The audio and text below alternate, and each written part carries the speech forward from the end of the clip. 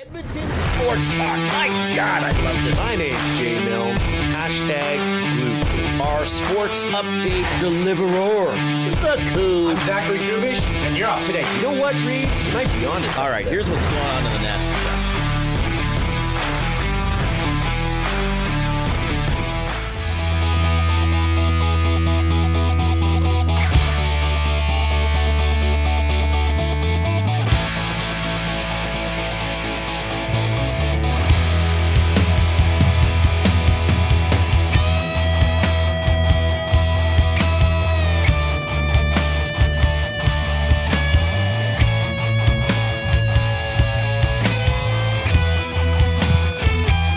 How's it going, eh?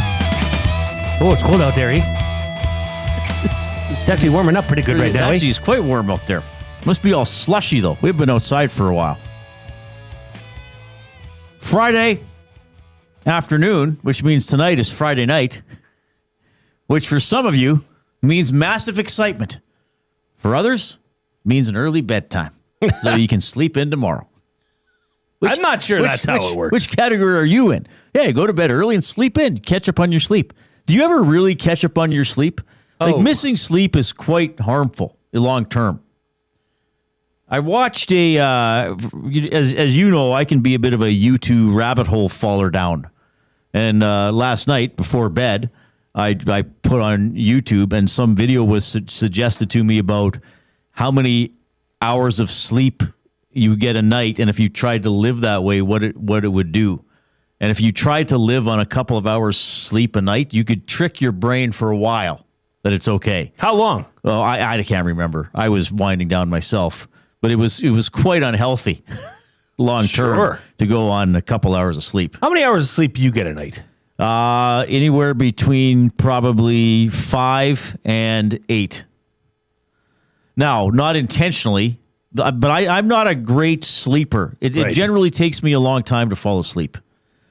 So, and I have found over the years, covering specifically the Edmonton Oilers, if I work till 11:30 midnight, I'm going to be up for probably a couple hours or awake, even if I try to go to bed. Sure. And if, for some reason, now my responsibilities are not as intense as they used to be, but after home games, I'm still on the GCLD's Oil Stream postgame show with Tom Gazzola, who's a wonderful man. And I find, like the other night, I'm on until almost 11. I can't just be like, okay, I'll be in bed by 11:30, 11:45. And I was really, for some reason on Tuesday night, I was just awake.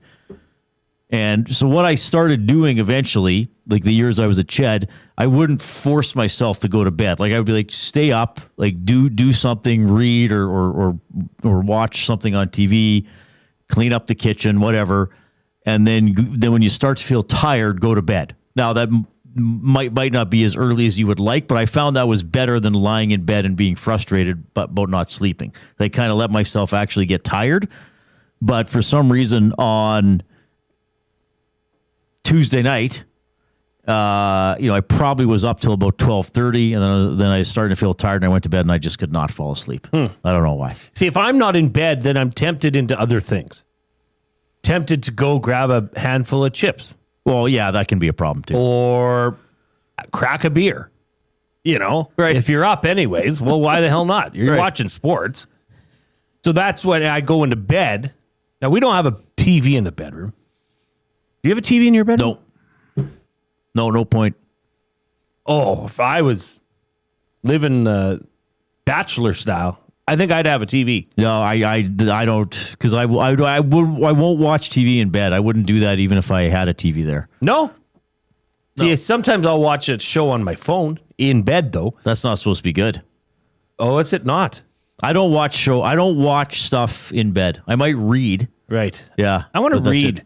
Can you bring me a book that you think I'd like? Yes, I can. Please. Because my wife has started reading at bedtime, and I think it's quite peaceful. Why don't you get the Libby app? But then I don't have the thing. Is it you read it off your phone? I thought you need a reader. No. The Libby app's the one I use mostly on my iPad. No, I want a physical book. Okay, I'll bring you a book. Sure. One I have a small selection of books. What do you think I'd like? Oh, I have several books that I think you would like. Okay, and then I'll give a review. Sure. I'll be How accountable. many books did you read last year? 0, which is fine. 0.2. Okay. Yeah. 0.2. Right. I'm not a big, there was a point in my life, like I think I've said this on the show, that I was into John Grisham books. Oh, cool. And I read a lot of them. I think I've got them all. So maybe I'll trade you. Would you read Grisham? Have you read Grisham? I have not read a Grisham. Oh, maybe we'll do a book I'm swap. currently reading, and I bet you some people will have read this. I'm not that far into it. I got to get going on it here. I'm reading The Black Echo by Michael Connolly, which is the first book of the Bosch series. So the reason Bosch was a TV show a few years ago, starring Titus Welliver, who was in Deadwood and who was in Lost and who I met in Santa Monica. There's a promenade in Santa Monica, like this outdoor shopping mall. Titus who? Titus Welliver. And I saw him standing there talking to somebody who turned out to be his brother. And I was like, hey, I remembered his name because it's such a unique name. And I went up to him and I said, hey, are you Titus Welliver? He's like, yeah. I was like, the smoke monster in Lost. He's like, yeah. I was like, oh, yeah, weren't you in Deadwood too? He was like, yeah, I was the bag man. I was like, oh, cool. I was with my mom and dad. I was like, can I get a picture with you? He's like, yeah, sure. Just hanging out with my brother. So he was Bosch. So this was the first book in the Bosch series. And Jim Matheson, obviously NHL media legend, who I sit by at the Oilers games, he recommended this to me as well. So I got to get this back. I got 2 weeks to read it. I've only read 16% of it. Van Owen says you're going to enjoy the Michael Connolly books. Read Bronco Nick says Bosch is a good show. In terms of me not being able to fall asleep, Box Pounder says, have you tried listening to your show? Hey-oh. That is pretty good. Well done. Spency 5 Cents says Jay would like Jay Onright's book, number 2. Have you read either of Jay's books? Negative. I have those. I could bring those if you want. That's probably not what I'm going to bring you, though. I think I know what I'm going to bring you if I still have it. Because over the years, I have purged some books, giving them away, donating them to the library. Because, you can donate to the books to the library, and then they'll use them for their book sale, which helps them raise a little bit of money. But I still have a bookshelf full of books. So would you like me to bring my favorite John Grisham book? Or would it interest you? It would interest me, but the thing is, I don't know when I would get to it. Oh, I don't care. Okay. Yeah, you can bring it. Sure. It may be 5 years before I read it. I know the one. It may be 15 years from now when I retire. And it becomes the Jay Milne show with Marshall Nielsen. I may be like, you know what, Jay? First book I'm going to read. It's a Grisham book. I finally have time. You gave me nigh on 15 years ago. I know it's courtroom drama. Yeah, I would like that because I like mysteries and suspense and the build up and stuff. This Bosch one's quite good. He's like investigating, but it's still pretty early on. Anyway, how's everybody doing today? A lot of people are irritated right now. They haven't mentioned sports once. Why don't they say the score in the Oilers game? Sports. We'll get to it. 4-3. We'll get to a lot of sports. We will talk about the Edmonton Oilers who got it done last night against the struggling Winnipeg Jets. We will have our Pasta Pantry Athlete of the Week, who is taking part in Quick Card Edmonton Minor Hockey Week. So then we'll have another segment updating you on other things going on with Minor Hockey Week, which is always an awesome time here in our city. We got Benny's Blind Rankings, which I believe is NFL related, but we're not entirely sure. We're going to name the animal, so that won't be sports related. So some people will get mad during that segment. Maybe it is. That's a good point because Coob does it. Yeah, it could be a racehorse. Could be the noise. Could be a duck. Could be Secretariat. Are ducks athletic? Oregon. Oh, that reminds me. You're gonna like Chet today. Oh, well, I saw his script. He sometimes he leaves it lying around. And around 4:00, we're going to have. Oh, we're going to have Ben Mahler on the show. Oh, he's awesome. Sorry, Maller. He didn't care either way, Maller. but it's actually rhymes with pal. Mallard. So Big like the Mallard, duck without the D. duck. Ben Maller. He's from the Ben Maller Show, Fox Sports Radio. We'll talk some NFL with him. He's out of L.A. We had him on during the World Series. He was an absolute blast. I asked him some Canadian trivia. He's a fun guy, so we'll catch up with him, and we'll just see. Oh, Jay and I will make our predictions. So, okay, First of all, Jay won the pool, or the world's simplest fantasy football pool. Jay won it. Now, I doubt anybody was scoring at home. We did forget to make picks for the final week of the season, but I always contend you shouldn't do fantasy in the final week of the season. True. Good point. So Jay won 17.5 to 16.5, so he's getting a $10 gift card to the Dollar Tree. Yeah. And he gets the St. Vincent's School for Poorly Coordinated Boys Pigeons t-shirt. Yes.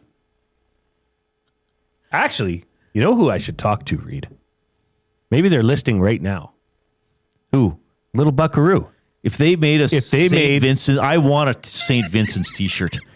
Okay, if you're listening, the full name of the school is St. Vincent's School. Is it children or boys? Poorly Coordinated Boys. Are we being sexist by that it's a boys' school? Who cares? It's a joke. The St. Vincent's School for Poorly Coordinated Boys, and we decided the team name is the Pigeons. Yeah. Because that would not be a very noble or powerful animal. Yeah. It's the St. Vincent's School for Poorly Coordinated Boys Pigeons.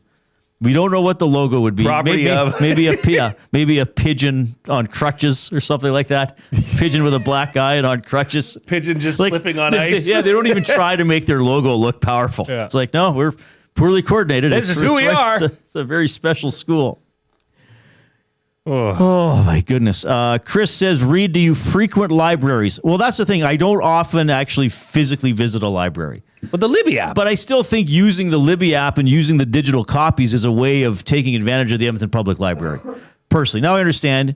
Maybe Chris doesn't care whether I go or not. But I feel as if, because he said, but Reid, do you frequent libraries? So, Cam Moon, great guy. Yes. Buddy of yours. Yeah. He often takes books out of the library, takes them on road trips. I've kind of gotten using the Libby app. So I still feel like I'm using my library membership, which, by the way, are free. Free of charge. And this is one thing. Now, EPL sponsors Word of the Day. Amazing that you did that. And this is one thing. Oh, Reid, why are you plugging the library? You know what? Because I like reading and I like literacy, and I think it's becoming a bit of a lost art. Sure. So if I can do something that encourages people to pick up a book or a tablet and read on your tablet and read something, read a magazine, you can it's quite extensive what you can get. You can get magazines, all this type of stuff. So yeah, I don't physically go to the library often. Fair enough, but I do use a library service, and I think it's pretty cool. Well, what do I know? If you want to get in touch, 780-218-9999 is the River Cree Resort and Casino inbox. That's the old text line. River Cree Resort and Casino, home of Tap 25 Restaurant, $18.99 prime rib special, available 7 days a week, except show nights from 11:30 a.m. to 11 p.m. That's available for dine-in and takeout. You can email him, jay@edmontonsportstalk.com. You can email me, reid@edmontonsportstalk.com. If you're listening on iHeartRadio or TuneIn Radio, we thank you for using those wonderful applications on your digital device, and encourage other people to tune in as well. Favorite the station, make it one of your recommended stations. Mine just starts playing automatically when I go into iHeart. I don't know if you have to set that up, but if you listen to it often enough, that's what'll happen. We're also on YouTube, which has a video element to it, and you can subscribe to Edmonton Sports Talk. And if you are taking in the show right now and you haven't done so already, give us a thumbs up. Click, click, click. Must you click? Please, please click. Must you click? You must click. Thumb, thumb, thumb. All right, pretty good. We had 25 thumbs already, so there's no sense waiting. Just click away. It's 12 and a half hands. All right, so people are taking note of your sweater, so if you missed the hangout, Jay will dive into that in a sec. But first, we have to get to the afternoon headlines. They are presented by 100.3 The Bear, Edmonton's best rock. Stream them on iHeart today. This is Chet Palmer with your sports report. Steady Freddy put up his dukes, and all-reliable Zach Hyman went top corner on Smelly Helly as the Oilers made it 11 straight losses for the Jets. You know, my brother-in-law says he always doubles down on 11. The Regal Beagles are at Rogers Place tomorrow. Happy Holly is the Kings manager. Hey, Jason Milne, is that Cody Ceci in your pocket, or are you just happy to see me? Carson was hot last night, and I'm not talking about The Tonight Show. Carson Beck has the Windy Kids in the title game. Tonight, it's the Waddlers against Bobby Knight. I'm Chet Palmer.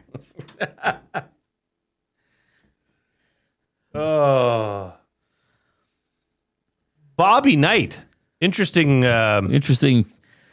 Sort of alternate name for Indiana. Just call it. I mean, but good on Chet Palmer. Because if you're thinking word association, Yeah. what do you think of other than tossing chairs onto the court when you hear the word Bobby Knight? Yeah. Well, he's synonymous with Indiana. Sports success. Who's yours? Yes. Yeah, and he went back. He likes going back. Like Tonight Show. Right. Does everybody know Johnny Carson was on the Tonight Show? Was that he lost the original host of the Tonight Show? I think Jack Parr was the original host. I think. Do you ever go back into that YouTube loop? Like, Letterman for sure. But do you go to Carson? No, I should. Because they used to tell jokes on there. Like, well, Letterman told jokes. I know, but it was like old timey though.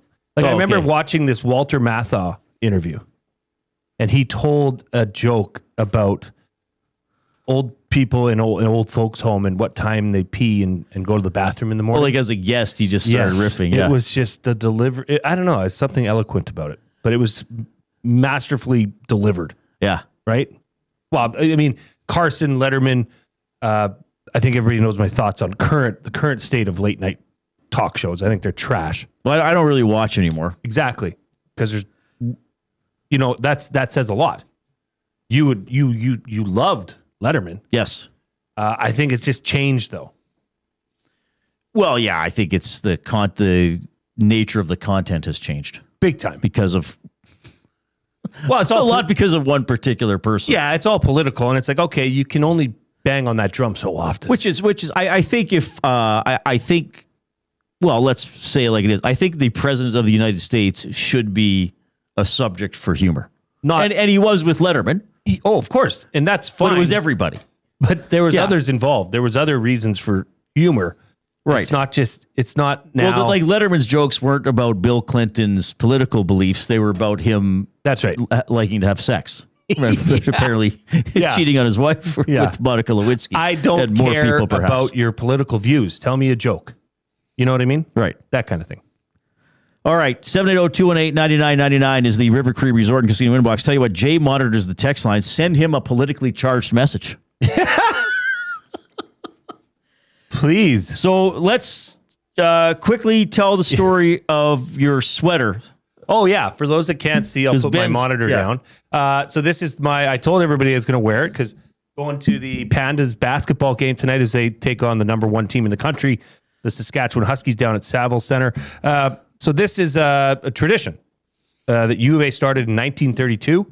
It is given to athletes that have played for 3 or more seasons with their team. You can't buy these. You can't just get one. They're just specifically for the Golden Bears and Pandas athletes. So I got this in 2005. I've cherished it, babied it, and you wear them on occasions like this, where you're going to a Bears or Pandas sporting event and you show your colors. Right on. It is nice, though. It's a beautiful sweater. It has no branding on it. You could look at the label and, this shirt might say Fruit of the Loom or whatever. This just says created for Golden Bears and Pandas athletes. Oh, neat. Yeah, I didn't know that. That's awesome. Looks great. So that's the jumping off point for our off-topic topic, which is presented by William Huff. Since 1952, William Huff has provided industry-leading advertising solutions for thousands of valued clients. Their unparalleled customer service combined with decades of industry expertise and a desire to make every job the very best it can be is what they call the William Huff advantage. Visit their website at williamhuff.com. Give them a shout at 780-454-4536. Bruce from William Huff, great partner here for EST, one of the nicest guys, one of the hardest working guys you will ever meet. He's not sitting up there in some ivory tower behind a Marvel desk moving his employees around like they're pawns. The puppet master. If he's listening right now, he's probably like, no, I'm not. Don't even suggest that I might be. Yeah. He's out there doing the work. And his employees are doing great work too. But like when William Huff will put the logos on the field for CFL games. World Juniors. That's the owner of the company getting out there and doing it. Yeah. Yeah. With others, but like he's out there hands-on doing the work. Awesome. You know what you say when Awesome it's crunch time and you need the job done? Yeah. It's best to do it yourself. Yeah, good point. And he's not afraid of that. No. So our off-topic topic is, so we debated about how we wanted this one to sound exactly. So we want to know your coolest university sporting tradition. because we thought just saying coolest sporting tradition might open it up a little bit too much. And we want to say things that are unique to a specific school. Like you can't just say, oh, the national anthem before games. Well, okay, but every school does the anthem. So coolest university sporting traditions, Canadian, American, wherever you've been, whatever you've seen. What is yours with the... Iowa Hawkeyes. It's called the Iowa Hawkeyes Wave. So there's a children's hospital that towers above the Iowa Hawkeyes football stadium. And I forget at what point in the game, but at some point, everybody, players, both teams, referees, fans, staff, everybody turns and they all wave at the children's hospital. And all the kids they know that this is coming and they come rush to the window and they're waving back. It's a touching moment. It makes the hair on the back of your neck stand up if you watch it live. So if you haven't, you could YouTube it and see it. It is a cool tradition. But if you're talking because the music, I like music. I like how that go, like Enter Sandman at Virginia Tech. Well, is it Jump Around in Wisconsin? Jump Around in Wisconsin. Some of those are. I think it's at. Where is it that they come Mr. down Brightside. the hill? Is that Auburn? Clemson, sorry. That's Clemson. And Debo Samuel. Their head coach. What's his name? Debo. I can't remember. I don't know. He tries to outrun all his players. Oh, but I think he tells the players I'm first. Right. It's like a thing for him. Mr. Brightside at the Big House at Michigan. Right. Which that would be in the last 20 years. That song's not that old. Yeah. Well, Jump Around's not that old either. That'd be early 90s? But I guess it's become a tradition now. Chris Fuller says in the chat, Reid, a lot of colleges here in the States will be silent until the first point or certain point and then throw teddy bears like the Oil Kings do. It's pretty cool. When I was doing Bears and Pandas play-by-play, they, I don't know if they still do this. They used to have the Final Four weekend for Canada West. So the Dinos were hosting, and I wasn't calling that game because the Bears were in the other game.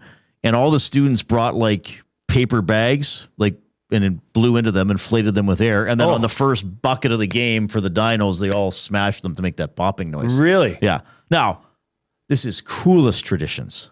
Right. Hey, well, you're going to the Pandas game tonight. We're both, you're my ride. I am. Why don't we try start one tonight? Well, I've seen some good ones. I appreciate your enthusiasm. Well, here's something Are we simple really the guys to be doing that? that I've seen. You know when somebody's setting up for a free throw and they go through their dribbling, usually it's a pattern that they repeat before every free throw. Yeah.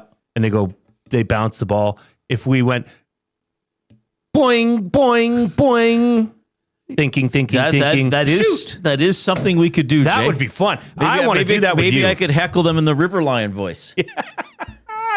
I'm going to get video of the River Lion. Saskatchewan Husky. You think you're a dog, are you? Well, why don't you bark, and if I think it's good, I'll let you cross the Niagara River back into Saskatchewan. Of course, little known fact, Alberta and Saskatchewan separated by Niagara Falls. So it's not where you think it is at all. It's not. The maps are fake news. Oh, that's a good one. All right, 780-218-9999 is how you text the River Cree Resort and Casino inbox. You're going to hear some comments from Zach Hyman and from Kris Knoblauch a little bit later on.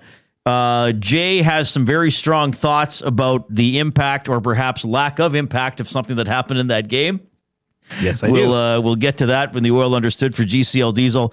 The one and only Ben Thompson with the blind rankings for Edmonton Garrison when we get back.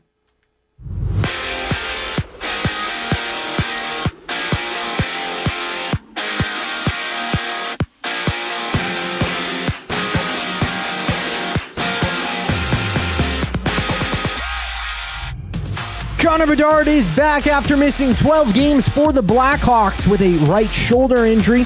Chicago and Washington clash at 6. Elsewhere, we see Utah hosting St. Louis while the Jets and Kings match up. And Canada has released this year's women's Olympic hockey roster. Marie-Philippe Poulin, Sarah Nurse, and Bruderheim, Alberta native Emirates Mashmeyer are among the 23 players to be named to the squad.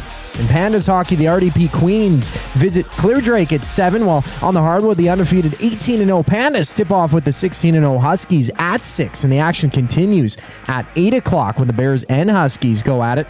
Both games going down at the Savills Center.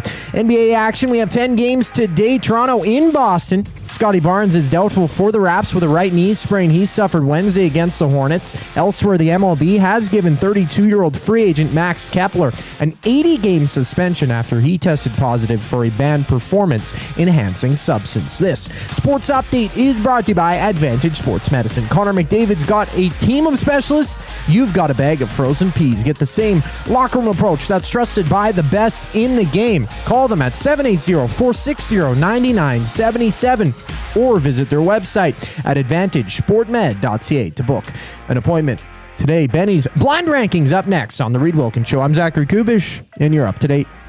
Two guys and a goalie.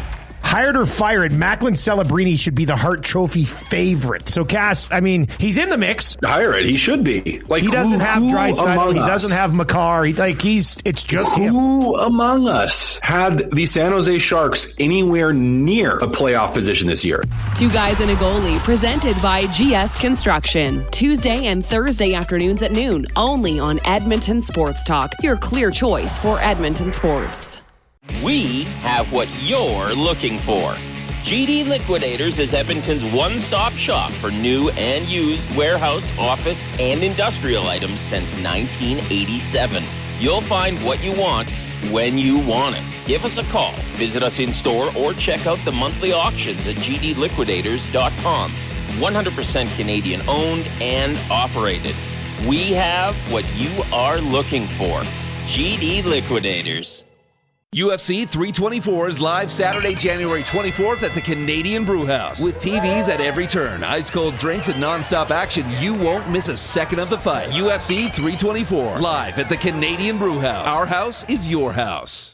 GCL Diesel has been serving oil country since 1972. From diesel cars to SUVs to pickups. From farm tractors to school buses to a big rig. From diesel generators to forklifts, GCL can test, troubleshoot, and repair all diesel fuel system components. Whether it's injectors, pumps, turbos, filters, or additive, GCL has the parts you need to keep your diesel running the way it should. For genuine diesel parts at wholesale prices, visit GCL Diesel in the West End or online at gcldiesel.com. GCL Diesel. Diesel understood. Hey Edmonton, did you know a local Play Alberta winner scored over $430,000 on Desert Fantasy? Think about the rec room you could build with that kind of cash. From major casino winners every hour to jackpots worth millions and hundreds of popular games to money that stays in the province, there has never been a better time to sign up for Play Alberta. Download the app today to get started with casino, sports, and lottery, all in one app. Must be 18 plus to play. When you gamble, use your game sense. Make a fresh start in the new year with Sentinel Storage. With convenient locations near you, Sentinel Storage is here to help you make space for everything 2026 holds. Sentinel Storage. Buy Canadian, store Canadian. Try 4 weeks free. Visit sentinelstorage.ca. Benny's blind rankings.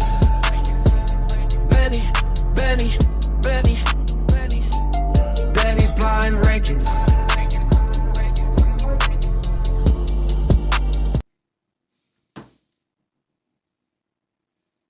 Where'd it go? It was 15 seconds. Jesus, it's me. I just said it's 15 seconds long. Oh, I thought the whole thing was plank. They did. That is the whole thing. That's it. I thought it was longer than no, that. it's 15 seconds. We might have there was a full song and it just ended. It didn't fade out or anything. No, it just ends. 15 seconds. Yeah, I was preparing to let it play a little bit and then come in. I understand. Okay. Well, thanks for tuning in, everybody. Do over? Nah, it's fine. It's fine. Just all right, Ben live. Thompson is here. How you doing, Ben? I'm great. How are you? Good. How long you been working here now? I've been officially hired for 4 months. Yeah, how you liking it? I love it. Okay, good. It's great. We got Benny's Blind Rankings. It's our afternoon debate for the Garrison Memorial Golf and Curling Club. Now, if you want to have a bit of a shindig, is it shindig or shinding? Ooh, shindig. Shindig. This is the place to go. Whether you have 50 people or 150 people, they can host your party with a savory buffet dinner and quench your thirst with a full-service bar. Go to egmgolf.com for more details. And yeah, check out the curling leagues there. And my goodness, we might be golfing in 3 or 4 months, Jason Milne. What's 3 months from today? 3 months from today? Is April 9th. It might be pushing it. Yeah, we're not golfing by Masters. No. April 29th? Maybe Mill Woods.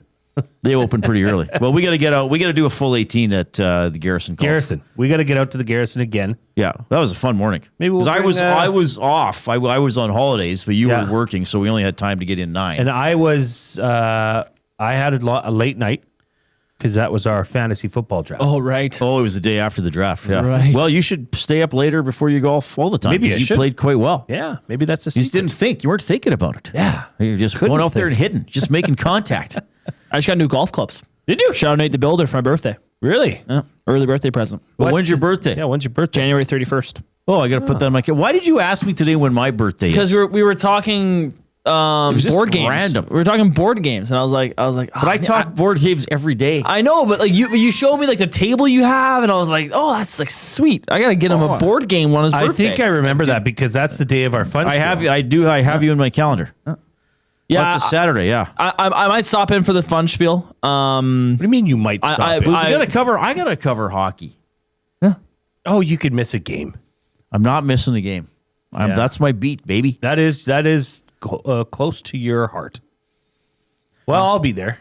Good. What time does it start? 3 or 4? I'll probably curl a couple games and then go to the Oilers. Probably with Matt, it starts at 7:30 at night and goes till 4 in the morning. The dinner's at 1:45. We're gonna have a late lunch at 12:30. Yeah, on Monday, cold Sunday. Cuts. Yeah, cold cuts and vegetables. Yeah, cold cuts and steamed veggies. Sounds pretty good. By the way, if you're taking us in on YouTube, do not be a pleasure delayer. Click that thumbs up button. Our minimum goal every show is to get to 100 thumbs. We're halfway there in 1/6 of the show. So let's see how high we can go today. If you haven't given us a thumbs up, get in there and click. If you have given the thumbs up, click share, send the show link off to somebody else. We're going to talk Oilers. We're going to talk NFL playoffs. We're going to have fun segments like Benny's Blind Rankings and Name the Animal. Words of the day later on. We're covering a great local event, Quick Card Edmonton Minor Hockey Week. This is all in the same 3-hour show. This isn't over the course of our day on EST, where all our colleagues have done great things as well. So I think this show is worth sharing with other people and at least saying, hey, check it out. Give them a try. They're going to inform you. They're going to make you laugh. They're going to take you into your weekend on a high. Poopy. We're going to maybe be poopy at some point. It's all going to be good. All right, let's do Benny's blind rankings. Side note, love Minor Hockey Week, one of my favorite tournaments growing up. And I was on the news for Minor Hockey Week. I scored Where are you? I scored cool. 2 goals and a 2-1 win. My goal is on the news, and it's on YouTube, actually. I can go find it later. Is it? Yeah. Which station was this on? Global? Oh. Yeah, Global News. Good. So, yeah, it was pretty fun. Okay, blind rankings. What are we ranking? You guys are going to blind rank quarterbacks that are in the playoffs this year. Based on? How confident you are in them. Go on and win the Super Bowl. Who would you have on your team in a playoff game? Okay, so no, those are two different things. Who do I think's going to win the Super Bowl, and who would I have on my team to win a game? Those are two different things. Okay. Fair point. Who would if you were to have a team in the playoffs? How valuable is this quarterback to you on this team? Like if you had to rank to quarterback to you, if you were to build this team on what you would build a team for the Super Bowl, this quarterback. Okay. How well does he slot? Yeah, that's fine. I can get down with that. Because in confidence to win the Super Bowl, it's about the receivers he's got and all that stuff. So I get this is tricky because I kind of depends what you give us here. All right, that's good. I hope Sam Darnold's in this. I'll lead you off with Trevor Lawrence. I think Trevor Lawrence has turned into this season showed a lot to me about Trevor Lawrence. Mm-hmm. Oh, so just the quarterback position. He's the guy coming into your team. On your team, you don't know your receivers or the rest of your team yet. This is just, you want to build a franchise that's going to go to the Super Bowl. That's in the playoffs already. I'm going to put Trevor Lawrence at 2. I'm going to pull a Milne and put him at 3. Okay. I consider 2 because he's pretty good. He's really good. He has flowing locks as well. Yes. Yes. He was on my bench this year in fantasy. I wasn't happy about it. But who'd you start ahead of him? Mahomes. Okay. I mean, had to. Okay. Next is Justin Herbert. Okay, I like Justin Herbert. I think he's a gunslinger. His hand injury has hampered him, and I don't know if he has the right weapons, but it's just Justin Herbert. It's just Justin Herbert. See, Trevor Lawrence is more mobile than Justin Herbert, so I'm going to put Justin Herbert at 4. So am I. Duck Dad in the Nasty Dad, who made the rankings? So these are opinion based, and then at the end we see how good we feel about it. Play along. There are some weeks where we do rankings based on actual facts, like passing yards or most popular or whatever. But this is the more like how good are we going to? Because we kind of Jay and I would have a ranking in our head of the 14 playoff quarterbacks. Yeah. Play along, but which ones are we going to get? And text in your top 5. Are we going to be stuck putting, Jared Zabransky at 1? Mm-hmm. But he's not in the playoffs. Right, as an example. But you might be stuck with Aaron Rodgers, which we better watch out for. Oh, yeah, I forgot about him. I can, yeah. Mm-hmm. Yeah. Okay. Next is Caleb Williams. 5. Absolutely 5. No doubt about it. No doubter for me, too. No doubter for me. I was hoping you would give him. He's a 5. Really? He's a 5. Well, he's never played a playoff game. Never played a playoff game. I mean, sure, you've done some good stuff in this regular season, but the playoffs are different, baby. Oh, yeah. I would. If you told me he was my quarterback for a playoff game, I'd be like, hope I'm getting a good defense. Yeah. Wow. Yeah. Okay. Yeah. Way to go, Reid. Solidarity. Yeah. Solidarity. That's the hell of hockey. So I have 1 and 3 left. I have 1 and 2 left. You guys are all right. You guys leaving some big spots here. Next is CJ Stroud. 3. 2. Just by default. He's going to give us Rodgers, and we're all going to lose our friggin' minds. No, he's for sure giving Darnold because I cheer for the Seahawks. Would you be happy with him at 1? I would be, actually. I wouldn't hate it. I would switch him and Justin Lawrence around, or Trevor Lawrence. Sorry. Yeah, Lawrence is pretty Darnold talented. is now, who hasn't he given us? He has given us Darnold, Allen, Goff, Purdy, Rodgers, Jalen Hurts. Oh yeah. Well, actually, there's a few guys I'd be very comfortable with. So we both at number have 1. one left. Yeah. Okay, now he's going to drop the stick. Now bomb. it's going to be like some backup or the Carolina. No, it's starting. It's starting quarterbacks. Yeah, it might be the Carolina quarterback. Bryce What's Young? his name? Bryce Young. It's not Bryce Young. Okay. It's another young quarterback.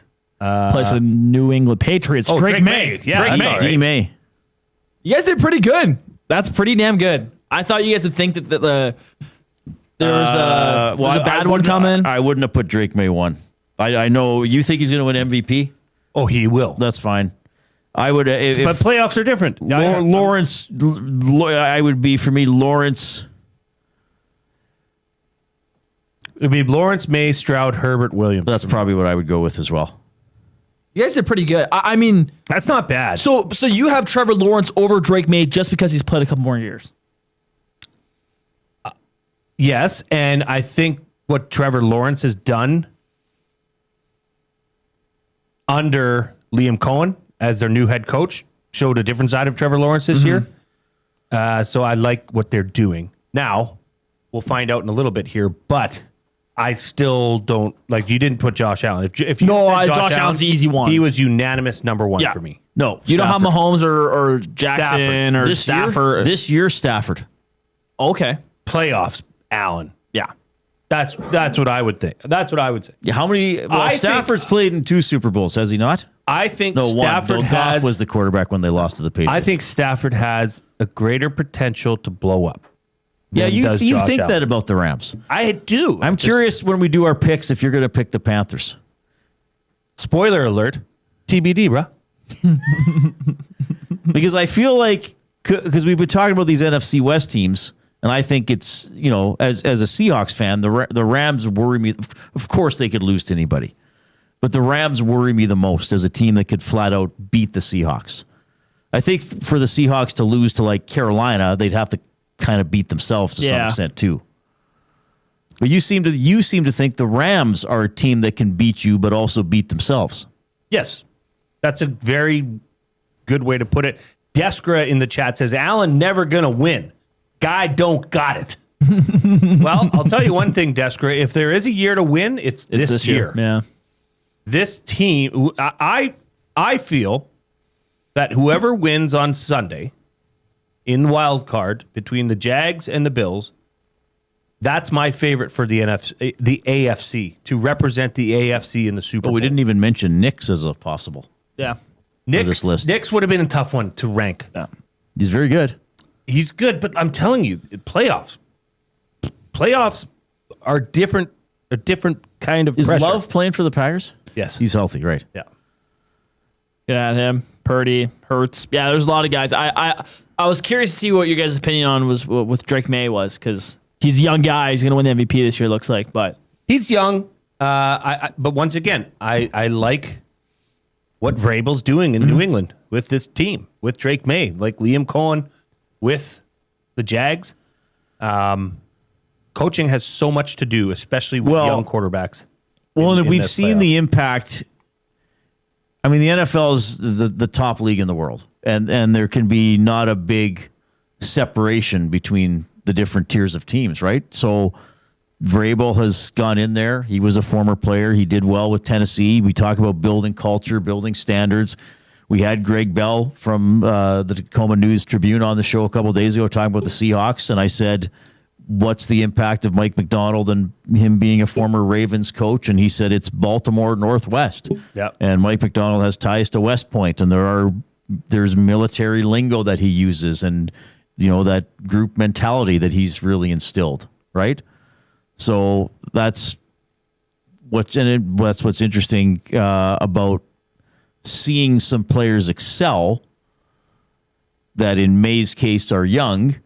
And then in Darnold's case with the Seahawks, even after last year, where it's kind of like, well, is he that good? It's like, well, they're winning, whether it's all on the quarterback or not. They're winning. Though May's stats, what did he throw? He only had 8 interceptions, 31 touchdowns, 8 interceptions. I just can't. I'm sorry, I don't mean to pick on you, Deskra, but guy don't got it. Come on, have you watched Josh Allen? He's a dog. He's a okay. dog. He hasn't won the Super Bowl. Well, neither did Dan Marino. Did he not got it? Didn't have it. Yeah, he was a bum. Couldn't get him over the hump. He's a loser. Terrible quarterback. Josh Allen does have it. Does he? Name me his number one receiver. Yeah, you're struggling because he's struggling to have one as well. Kincaid? Tight end. Kincaid. Championships are important, but again, from a Seahawks perspective, Russell Wilson won a Super Bowl. Josh Allen's a better player than Russell Wilson. Yeah. Agreed. Will Russell Wilson be in the Hall of Fame? Probably not. I would think Josh Allen will be. Gunslinger, right? I mean, Russell Wilson had some good years, but his peak off. years were very good. Yes. Yeah, when he started to decline, wasn't as good. Agreed. This was fun, Benny. Great job, Benny. Thanks for having me. Are you going to be watching football this weekend? Oh, I will be. Yeah, absolutely. The Winners game. So what's going on tomorrow? Tomorrow we got Hello Hockey on at 10 a.m. Jerome McGinley will be joining us for a second time. So that's pretty cool. So Jerome will join us from 10 to 12, and then the Oilers play 8 o'clock. So the pregame show gets going at 7. Tom, Cass, and I, and then Reid will hop on for the postgame show. I'm certainly looking forward to it. Yeah. We're in the Canadian Brewhouse studio. Pizza Sunday is back at the Canadian Brewhouse. After 4 p.m., grab an 8-inch 2-topping pizza for just $9.99. Wash it down with $6.99 doubles and $1 off Bud Light tankards. All right, great work by Ben Thompson. The afternoon debate for Edmonton Garrison Memorial Golf and Curling Club. Jay's play of the day. When we get back at 4 o'clock, we'll go to Los Angeles and talk to Ben Maller.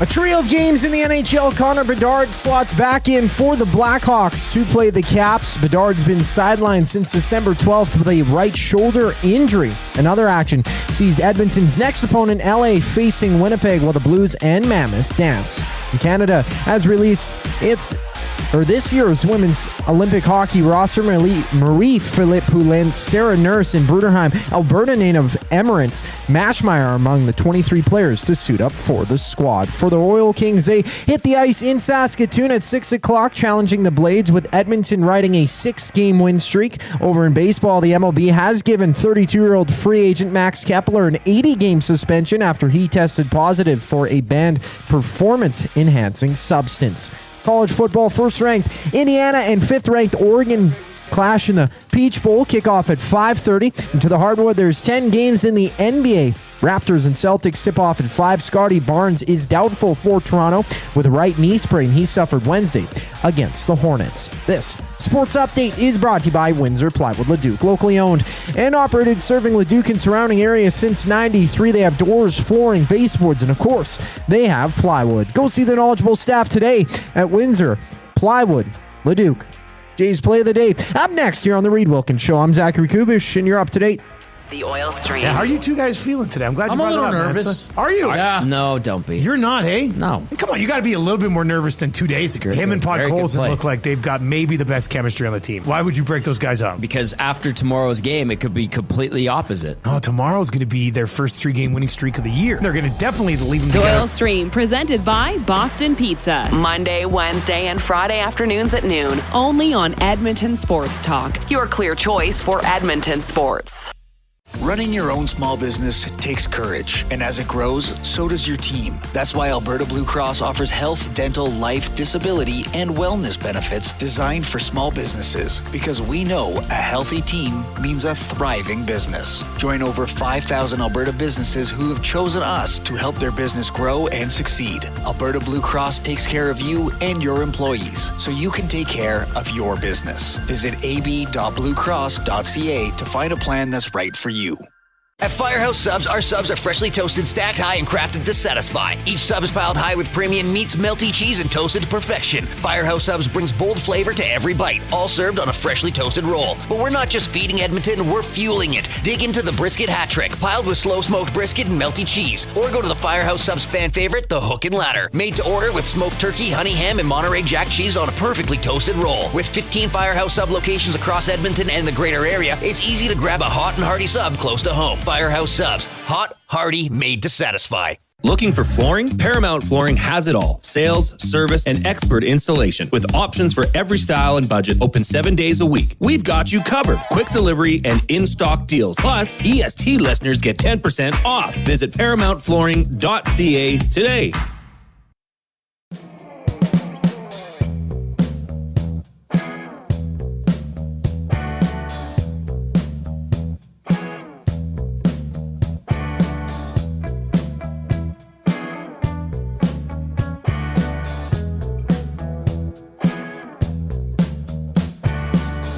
All right, thanks a lot for joining us this afternoon. Hope you have a great weekend planned. Jay and I have a friend date tonight. A friendship activity. We're going to the Panda Saskatchewan Huskies basketball game at Saville Center. So we'll probably miss, the first quarter? Yeah. 10-minute quarters. Both teams undefeated in both Canada West and overall, including all the exhibition games. Huskies are the number 1 team in the nation. Pandas are number 2. So an epic showdown tonight at Saville Center. I hope there is a seat or two left for us by the time we get there. Oh, yeah. This is a much ballyhooed game. A much ballyhooed. It's the ballyhooest. Earl in Natchez says, I would put Russell Wilson in the Hall of Fame over Josh Allen right now, and I hate Russ as much as the next guy. Well, okay. I don't know. I think Josh Allen's pretty good. I think so. I had a message come in from Hans Shorkoff. Says Josh Allen has 7 wins in the playoffs. They were versus Phillip Rivers at 40, Tyler Huntley, Mac Jones, Mason Rudolph, Skylar Thompson, Bo Nix, Lamar. All this with no wins on the road for Allen. He says this guy might be right by saying he don't got it. Anytime he plays a decent quarterback, he loses. I said, I guess we'll find out. Yeah, I mean those types of debates are fun because it's like, okay, what standard do you want to use? So he's lost to Mahomes 3 times in the playoffs? He's actually followed it up. So thanks for sending this in, Hans Shorkoff. He says his losses were Deshaun, Watson, who he says was elite at the time. I don't think Deshaun Watson was ever elite. Mahomes, Burrow, Mahomes. Not a bad company to, Right. if you're going to say those are your playoff losses. Well, yeah, a lot of people fell at the hands of Patrick Mahomes and the Kansas City Chiefs. Right. So, I mean, Mahomes is an obvious Hall of Famer. I mean, he could retire tomorrow and he'd be in the Hall of Fame in 3 years. yes, but that's what I'm saying. If there's a year where the path is clearer for Josh Allen and the Buffalo Bills, I feel it's this year because of that. No Burrow, no Mahomes. Yeah. Josh Allen has been in the playoffs, has won playoff games. But this is why you love sports. Yeah. Because they got to play the dang game. Yeah. I love it. Yeah, like I don't want to downplay championships because that's why you play. Like it's a debate we're having about Eli Manning. Like, to me, Eli Manning does not belong in the Pro Football Hall of Fame. Right. We had this debate. Yeah. And unfortunately for that take, the Hall of Fame places too much importance on Super Bowls, of which he's won 2 against the greatest to ever do it. Right. That carries some weight. It just does. You're right. By passing numbers standards alone, Eli Manning was not one of the greatest passers of all time. No. But he's a 2-time champion. Earl says, what's the criteria again? Russ has 2 Super Bowl trips, 1 win, a loss, an MVP. I believe Russell Wilson was not the MVP of the Super Bowl the Seahawks won. Was that not the linebacker? Wagner? No. Was it Smith? Malcolm Smith? And I'm pretty sure Russell Wilson Russell Wilson did not win a regular season MVP, did he? I can't recall, Reid. The MVP, Malcolm Smith of the Seahawks, was the MVP of the. No, he never won. He never won the regular season MVP. And Josh Allen has won a regular season MVP.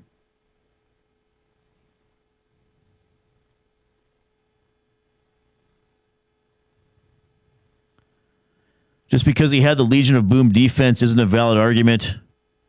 Well, I didn't make that argument.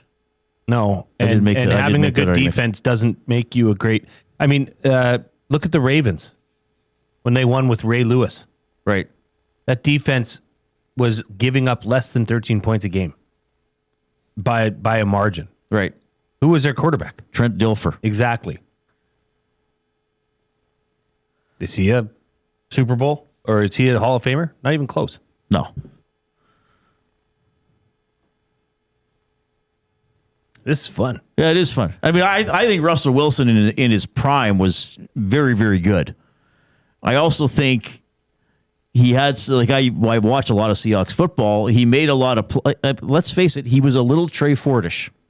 Mm-hmm. He could scramble and make a big play, or he could scramble and goof up. Though, I mean, he was part of some incredible wins and some really good teams. Like, it's not like I'd be mad if he got into the Hall of Fame. I'm just saying I think Josh Allen is an excellent quarterback who has won a lot of games. I just don't think, if you're talking about the Hall of Fame, like how much, I guess the thing would be, so I'd ask Earl and other people this, how much does a championship elevate a player for his Hall of Fame, right? It does. I think. But how much should, like, you made the point with Trent Dilfer.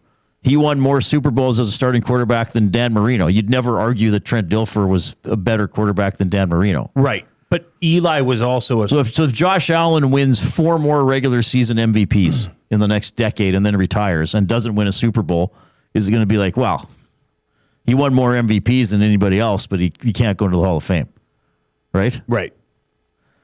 I'm not saying it's the only criteria. So Earl is asking, what's the criteria? Earl, I can only give you my own criteria, okay? The first thing I would ask myself about a player in any sport at any position is when he played, was he ever considered the best or nearly the best player at his position? Eli Manning was never considered the best quarterback in the NFL. He was probably never considered in the top 5 or 6, even though he had some stats where he would be. Right? So that's my starting argument. But championships aside, was he ever considered, okay, let's use a local example. Connor McDavid plays 20 seasons for the Oilers. He doesn't win a Stanley Cup. Is he going in the Hall of Fame? Yes. Because for most of his career, he was considered the best or the second or third best offensive player for an extended period of time. Right? Yep. But Eli Manning. That's the first thing I would look at. Okay, I will counter that argument. I will say Eli Manning was the best. He was the Super Bowl MVP twice. But that's one game. I'm just saying. That's not a season or a stretch of seasons. That carries a significant amount of weight. This might carry on for years. All right, let's do this. It's Jay. It's play. He's Jay. It's today. It's Jay's play of the day. It's Jay's play of the day. Jay's play of the day. Presented by Play Alberta. It's time to turn up the fun with the all-new Play Alberta app, your digital destination for casino, live dealers, lottery, instants, and of course, sports betting. What do you have? Okay, simple. Jay's play of the day. LA Rams -5.5 and the Packers to win. I will take Jordan Love and the Green Bay Packers and Matt LaFleur on the moon. In Africa. I don't care where the game is, even if it's in Chicago. I will take Jordan Love and Matt LaFleur over Caleb Williams and Ben Johnson in the playoffs any day. So that's it. LA Rams -5.5. There's your answer, Reid. I think the LA Rams are going to handle Carolina in Carolina. Okay. And I think the Packers are going to win.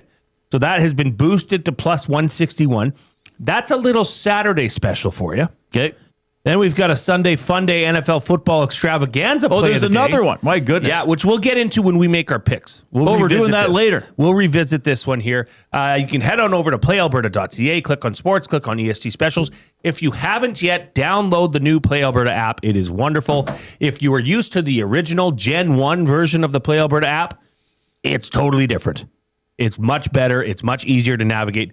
Download it today and check out Jay's Play of the Day. And always remember to use your game sense. Give us a thumbs up if you're watching on YouTube. We'll talk some more NFL and have some fun with Ben Maller out of Los Angeles when we get back. The Lock Shop. And the funny thing is, right before the McDavid power play goal, the Jets had that shorthanded chance that almost went in. And I said to my brother, I'm like, oh my God, that was close. You know what's happening now? This is going in 5, 4, 3. I almost timed it perfectly. Like literally. And then it was in the net. I'm like, The Lock Shop, weekday mornings at 11, only on Edmonton Sports Talk, your clear choice for Edmonton sports. You've always known GCL Diesel as the experts in diesel fuel systems. But did you know that GCL is also your source for turbochargers and turbo repair? As a turbo supplier for Garrett, Borg Warner, and Holset, GCL can provide genuine original equipment turbos at wholesale prices.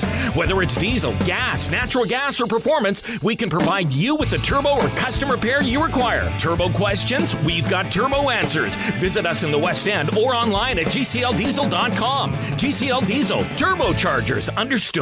Where holiday cheer meets great beer. This season, celebrate at the Canadian Brewhouse. From plated dinners and festive buffets to casual pub-style parties, we've got the perfect space for your crew. Book your holiday party today at thecanadianbrewhouse.com. Time for a new career in 2026? Or maybe your kid is still pondering their path. good news. Weiss Johnson is hiring. It's Dennis, and not only are we hiring for heating and air conditioning, we're also looking for experienced plumbers and gas fitters. With the growth in residential development, there's no shortage of opportunities at Weiss Johnson. Choose your path with us. Learn from one of the industry leaders, and we will grow together. Receive great benefits and school reimbursement as well. Visit weiss-johnson.com today.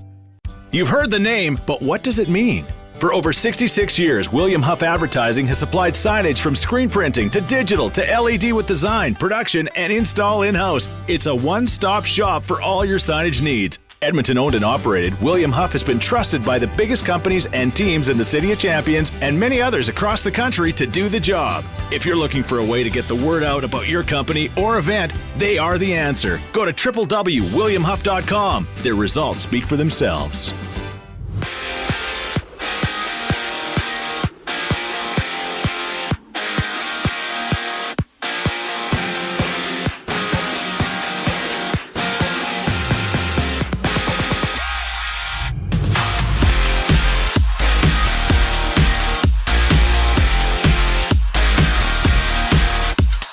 Connor Bedard is back after missing 12 games for the Blackhawks with a right shoulder injury. Chicago and Washington clash at 6. Elsewhere, we see Utah hosting St. Louis while the Jets and Kings match up. And Canada has released this year's women's Olympic hockey roster. Marie-Philippe Poulin, Sarah Nurse, and Bruderheim, Alberta native Emmerance Mashmeyer among the 23 players named to the squad. In Pandas hockey, the RDP Queens visit Clear Drake at 7, while on the hardwood, the undefeated 18-0 Pandas tip off with the 16-0 Huskies at 6. And the action continues when the Bears and Huskies meet at 8, having each game go down at the Saville Center. NBA action, we have 10 games with Toronto in Boston. Scotty Barnes is doubtful for the Raptors with a right knee sprain he sustained Wednesday against the Hornets. Elsewhere, the MLB has given 32-year-old free agent Max Kepler an 80-game suspension after he tested positive for a banned performance-enhancing substance. I'm Zachary Kubish. That was your sports update. Hour 2 of the Reid Wilkins Show starts right now.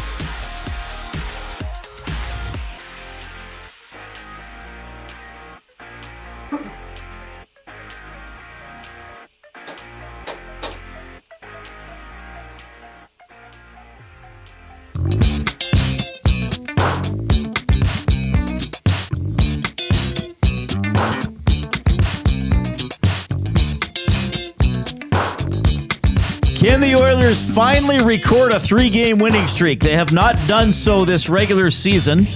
I looked this up a couple of weeks ago. The longest it has ever taken them to record a 3-game winning streak was 55 games. It happened a couple of times. So we'll see if they can finally win three in a row tomorrow against the Los Angeles Kings. Of course, tomorrow will be game number 45 for your Edmonton Oilers. That is an 8 o'clock game at Rogers Place, 7 o'clock right here on Edmonton Sports Talk for the GCL Diesel Oil Stream pregame show with Tom Gazzola. We're going to go to the Oil Country Towing Video Hotline, Edmonton's most trusted 24/7 roadside rescue team, fast, safe, and reliable for over 15 years. Whether it's a game day or a snowstorm, we work as hard as your favorite team to get you going. Call 780-986-6088 for all your towing needs. We had this gentleman on during the World Series. I think when we had him on, it was either 1-1 or 2-1 for the Dodgers. I can't remember.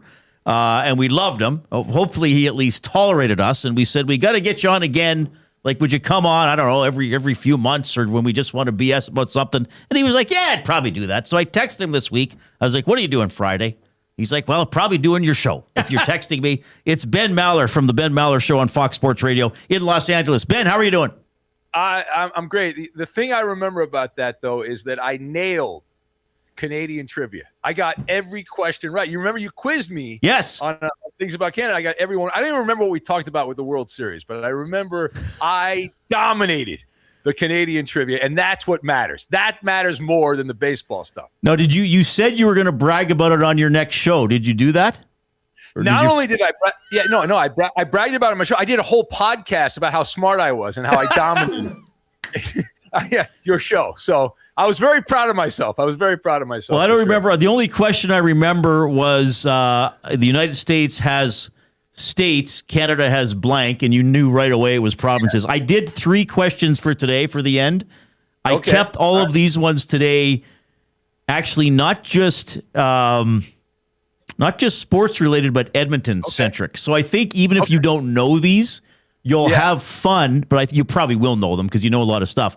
But I think even if you don't know them, when you then talk about these topics in the future, like these are these little 2-second tidbits you can slide in. So a little bit of a teaser. By the way, so, like, speaking of the World Series, obviously everybody in LA celebrated, but about 2 weeks ago, everybody was doing their year-end rankings, and I saw Game 7 of the World Series coming up on a lot of lists as Game of the Year. But a lot of people were even saying that was like one of the greatest baseball games ever played.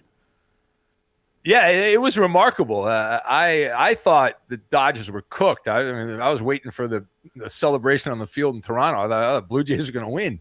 And I'm still shocked. Miguel Rojas is not that good at baseball. That he hit that home run that still blows me away. But, yeah, it was great. I'm a little biased because when I was a young pup, I was at the World Series in 1997 that went to Game 7. The Marlins came back, and so I have fond memories just because I was a young lad in Miami at that game, and they were getting ready to celebrate for the old Cleveland Indians. There, they were going to have a World Series celebration, but yeah, as a viewer, I mean that was enormous. And obviously it's recency bias too. It just happened, so it's better because it just happened, right? We like it because we just saw it. It was amazing, and I'm guessing the Blue Jay fans don't like it as much, but I enjoyed it. I thought it was amazing. It was a tough day for Blue Jays fans, for a lot of Canadian fans, whether you jumped on the bandwagon or not. And if you jumped on, I say, who cares? Enjoy it. The Oilers were playing. I got to tell you this. The Oilers were playing, and they were putting the game on the Jumbotron during commercial timeouts, which, as you know, in hockey are about 2.5 minutes long. Yeah. Sure. And then they were showing the highlights at other point. And then in the third period, as the baseball game went to extra innings, they shut it down. And McDavid and a couple of Oilers were asked after the game, saying, like, it was kind of distracting, like because we want the Jays to win, but we kind of got 2 points on the line. And at that time, the Oilers weren't doing that great. So anyway, that was a special night for sure. Okay, I got to ask you this first, because we have so the Oilers farm team is in Bakersfield. Okay. And we had the Bakersfield play-by-play guy on a few days ago to get a farm update. And I said, so who's the NFL team in Bakersfield? And he said it's probably between the Niners and the Raiders still. And he said, I'm not sure if the LA teams are even the most popular teams in LA. You're there. Like, is that true, or is that a myth now? Well, no, it's not a myth. I mean, when you go to the grocery store in LA, they have, how they sell beer and they put the logos of the sports teams on the beer they're trying to sell. You'll find the Raider logo. It's hard to find the Chargers logo anywhere. You might find the Rams logo, but the Raiders are still humongous, which is great because they've been terrible. And the 49ers, they've still got fans from, like, generational fans from the 1980s when they had that mammoth team back with Joe Montana, and they were amazing back in the day and sensational and all that stuff. So there are a ton of Niner fans. You know what's really weird is just talking about the Dodgers winning the World Series. You see a lot of people that are Dodger and 49er fans, and there's a big rivalry between Northern California and Southern California. In fact, the Dodgers and Giants hate each other in baseball, but it's this weird crossover because there's a whole generation of people. The NFL left LA for 30 years or whatever it was when the Rams left and the Raiders left back in the 90s. They didn't come back until about 10 years ago. And so all these people grew up with no football. So they just latched on to the Niners, and there's still a lot of Raider fans. So I don't think that's wrong. I did want to point out, though, you mentioned the Bakersfield minor league team. About 25, maybe longer than that, maybe 30 years ago, I had a chance. I was called up at the last minute, the play-by-play guy for the Bakersfield hockey team. He couldn't make the game for some reason, and they wanted me to drive in to do the game. Oh, like, this is great. At that time, I wanted to be a play-by-play guy. That was my dream, right? I was going to be a play-by-play guy. Unfortunately, I couldn't make it because there was so much fog. I couldn't make it to the arena in time, and I missed my opportunity. I would have had a chance to do play-by-play of minor league hockey. Yes. And that would have been awesome. Would have been so great, and I'm still bummed out about it. Oh, and I think they were still called the Condors, but probably they were in the ECHL then, I want to say. Probably. Yeah, they were low level. And now it's that would have been double A or single A, and now they're triple A for the baseball comparison. And what would the drive be, LA to Bakersfield, or does that depend on the time of day? Well, yeah, I mean, it's always the traffic around here is insane. So you move at the speed of traffic, but that was the other problem. So not only did I have the fog if I got to the Bakersfield area, but then I had to get out of the LA metropolitan area, which there's no good time to leave, other maybe in the overnight. But it would have, it's about 100 miles or so. But then with traffic, it says like, an hour and 51 minutes. No, it's 2.5 minimum. Right. Yeah, 2.5 minimum. Yeah. Well, that would have been cool if you would have done it. And the Condor is the team infamous for having the Condor on the ice during a pregame presentation several years ago, get loose and go after players on the bench and all that. That would have been cool if that would have been the game you wound up doing. That would have been awesome. I would have loved that. Yeah. Ben Maller joining us on the Oil Country Towing video hotline. He's at a Fox Sports Radio in Los Angeles. Okay, let's talk some NFL. That's the main reason we got you on. Sure. Rams, so I'm a Seahawks fan. I mean, I sit here at a distance and we talk about the league, and Jay likes the Commanders, who didn't have a great year, unfortunately, but they were good last year. And I think as a Seahawks fan, I'm like, okay, the Rams scare me the most. Of course, anybody could beat anybody. Any team can have a bad day. I think the Rams scare me the most. What is your take on this version of the Rams going into the postseason? Yeah, so the Rams scare me two ways. They scare me because I agree with you. They could certainly win the whole thing. They won the Super Bowl a couple years ago. This team is actually they're better offensively than that team because of the additions that they've made. And Stafford, feels like this is the better version of Matthew Stafford than a couple years ago and all that. The problem with the Rams is they've kind of played with their food, and this scares me because I don't know if you saw this stat. To me, this is the most amazing stat of a wild card weekend in the NFL. The Carolina Panthers are the biggest home underdog. They play the Rams in NFL history.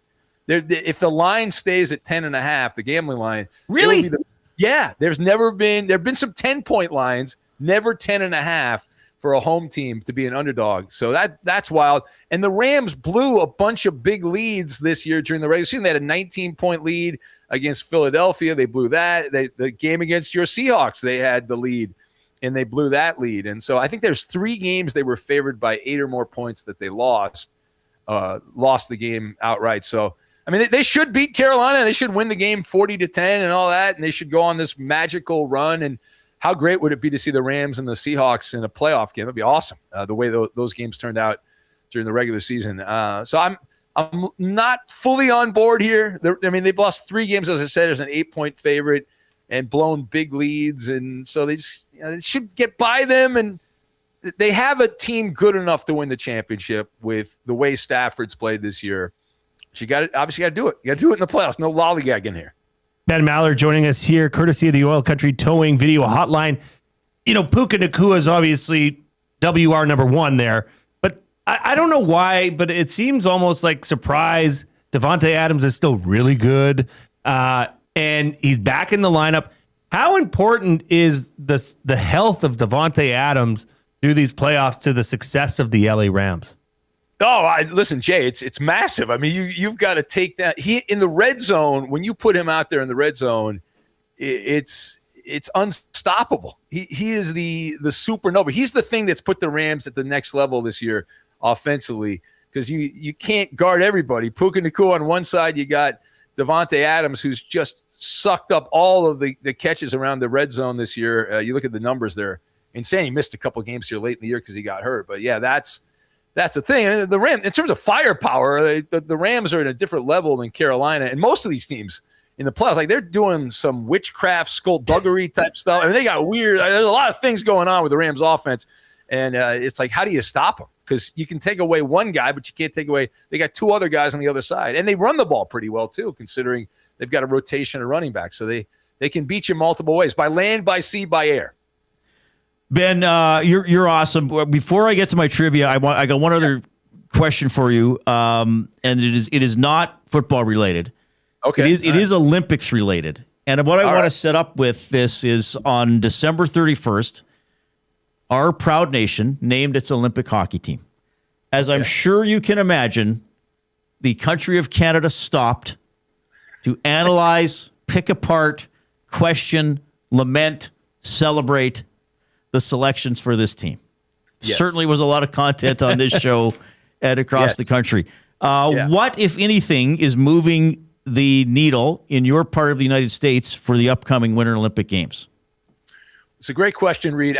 The thing that has moved the needle is being based in Los Angeles. I don't know if you know this. There's a lot of hard scrabble streets. How want I say it? There's a lot of issues, and they're going to have to clean that up for the when the Olympics, because the Olympics are coming to LA obviously soon. So that's the big story here is like what point do they start cleaning up Los Angeles for the Olympics? But in terms of like Olympic rosters and all that,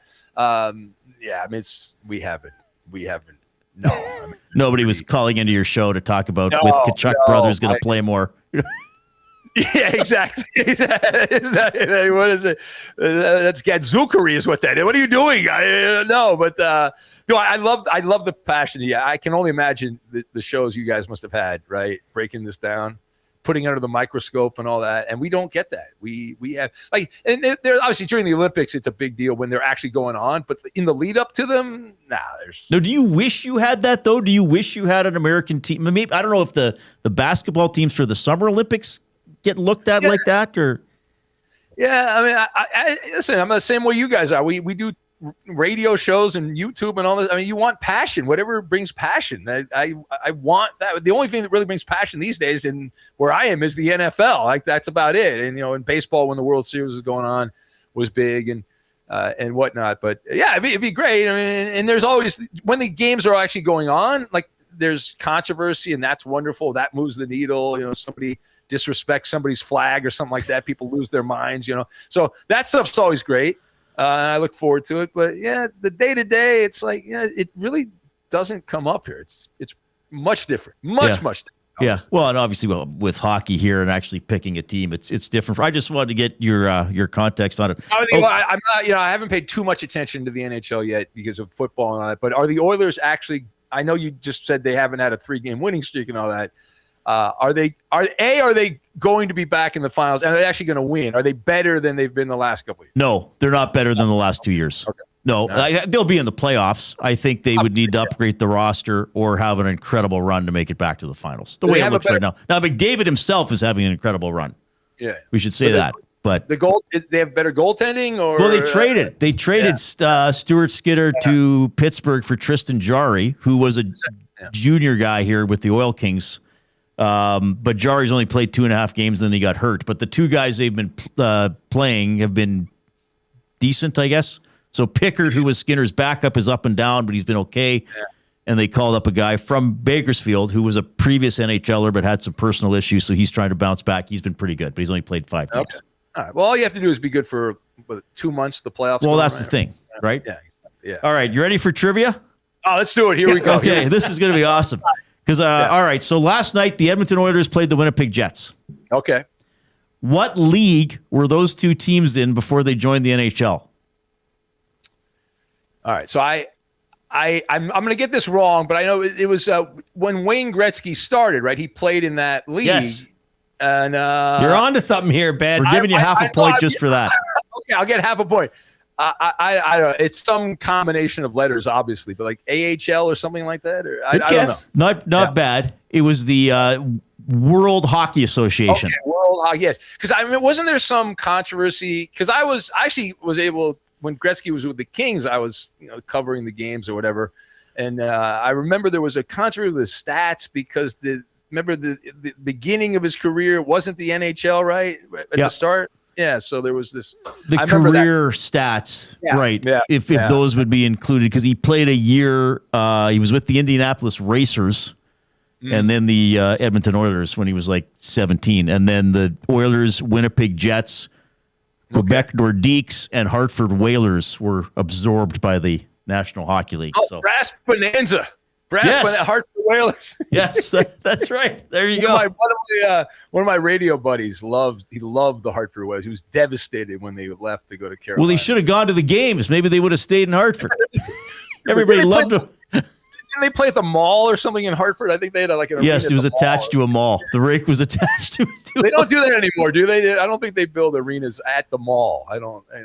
No, well, we have a skating rink in West Edmonton Mall, but there's never been an NHL game there. Well, yeah, I mean, yeah. You can have a skating rink, but you go down and get a soft pretzel and watch an NHL game. You're not doing that. I don't think so. Okay, these other two questions are Edmonton centric, so Okay. you're either going to know them or you won't. Okay. Okay. And we're not going to. These aren't to. I don't make fun of people when they get trivia wrong because it's for fun.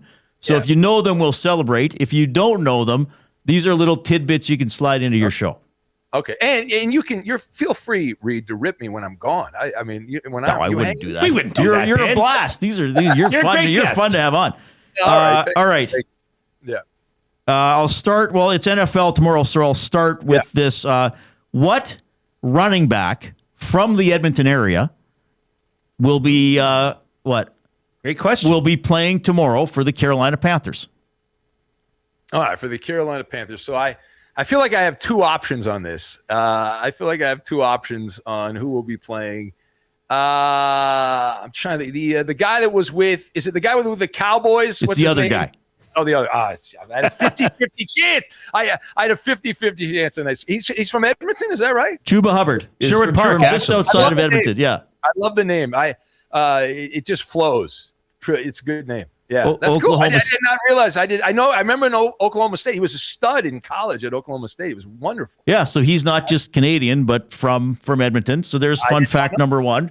There you go. How about that? Yeah. I look forward to you working that into your show. No, this other one's tough, but again, this might be one that you just know or you'll be able to figure out. What Edmontonian is currently a middle reliever for the Cleveland Guardians? Cleveland Guardians. If you gave me $1 million, Reid, I don't think I could name. I know this guy. It is Eric Sabrowski. Okay, he's from Edmonton. One of only 5 Edmontonians ever to make the major leagues. Okay, and one of them was a couple of them were like from before the Second World War, and one of them I can't remember his name now lived in Edmonton until he was 1.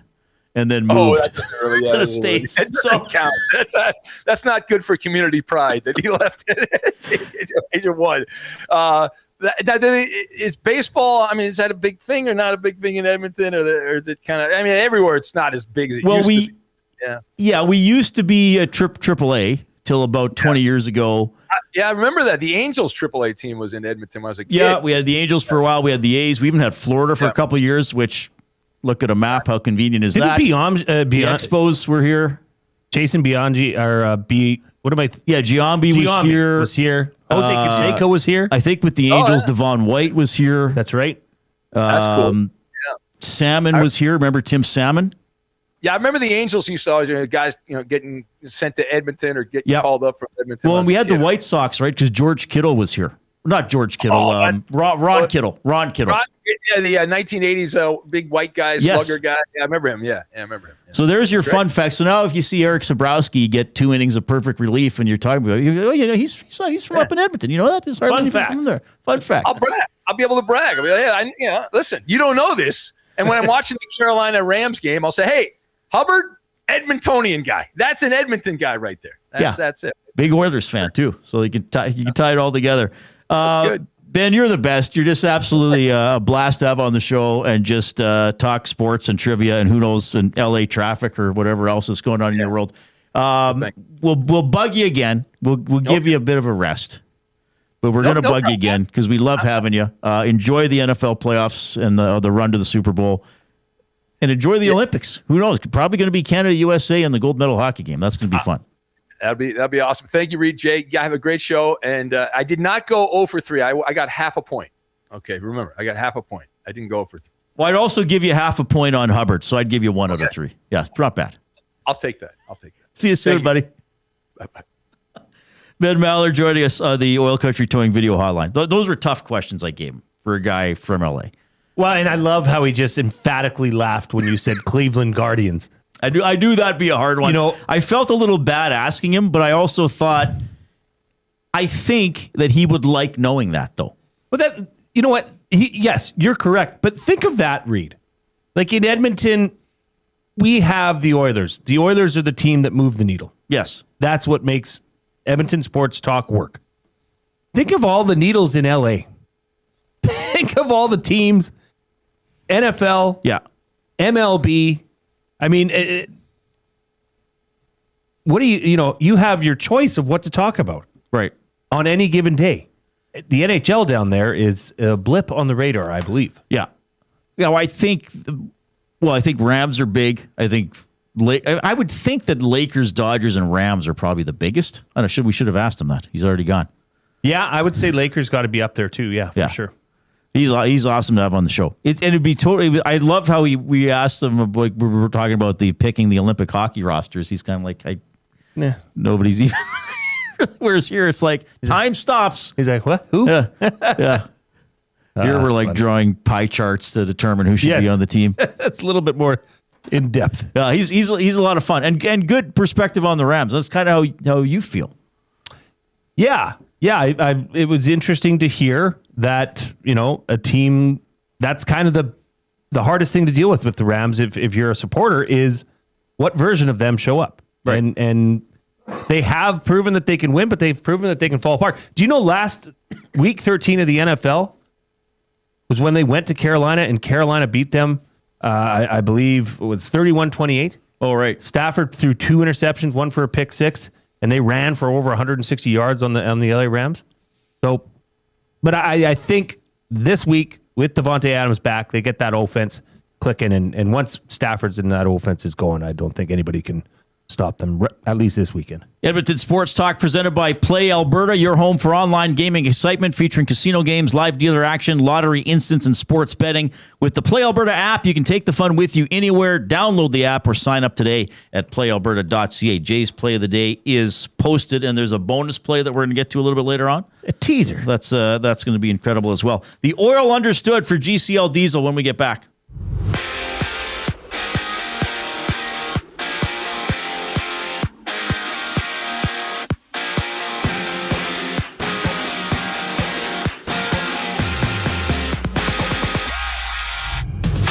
Light slate in the NHL today. The Capitals and Blackhawks match up. The Kings and Jets drop the puck while St. Louis plays Utah. And Connor Bedard is back for Chicago. He's missed the past 12 games with a right shoulder injury.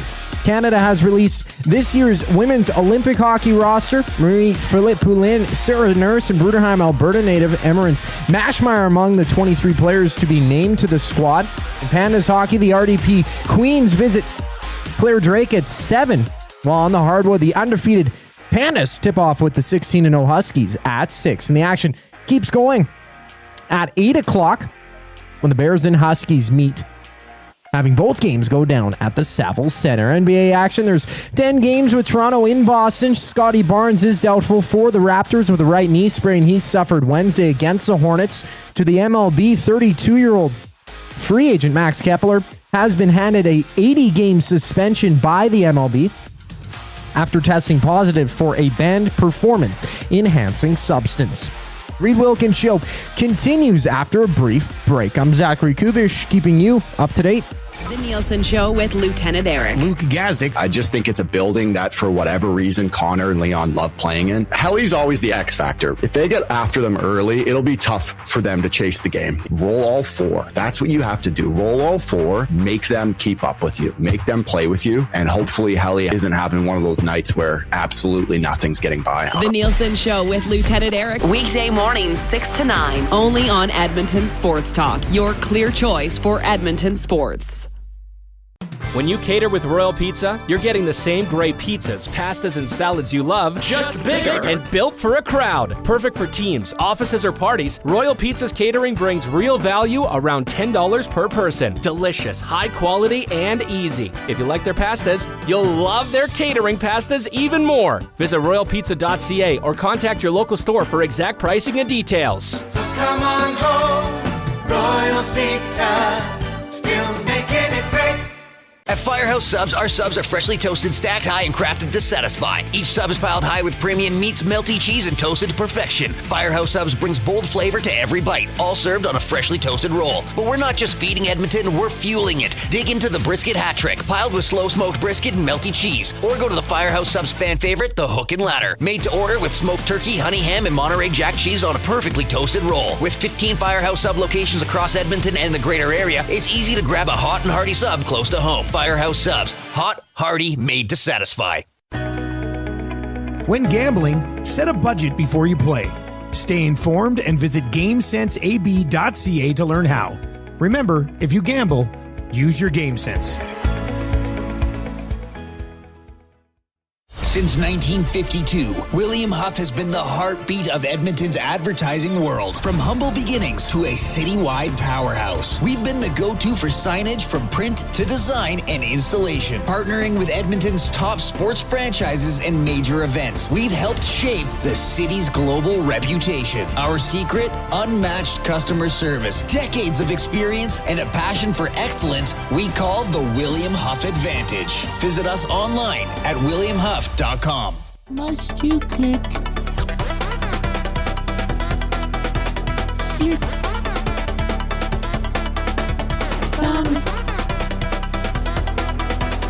Must you click?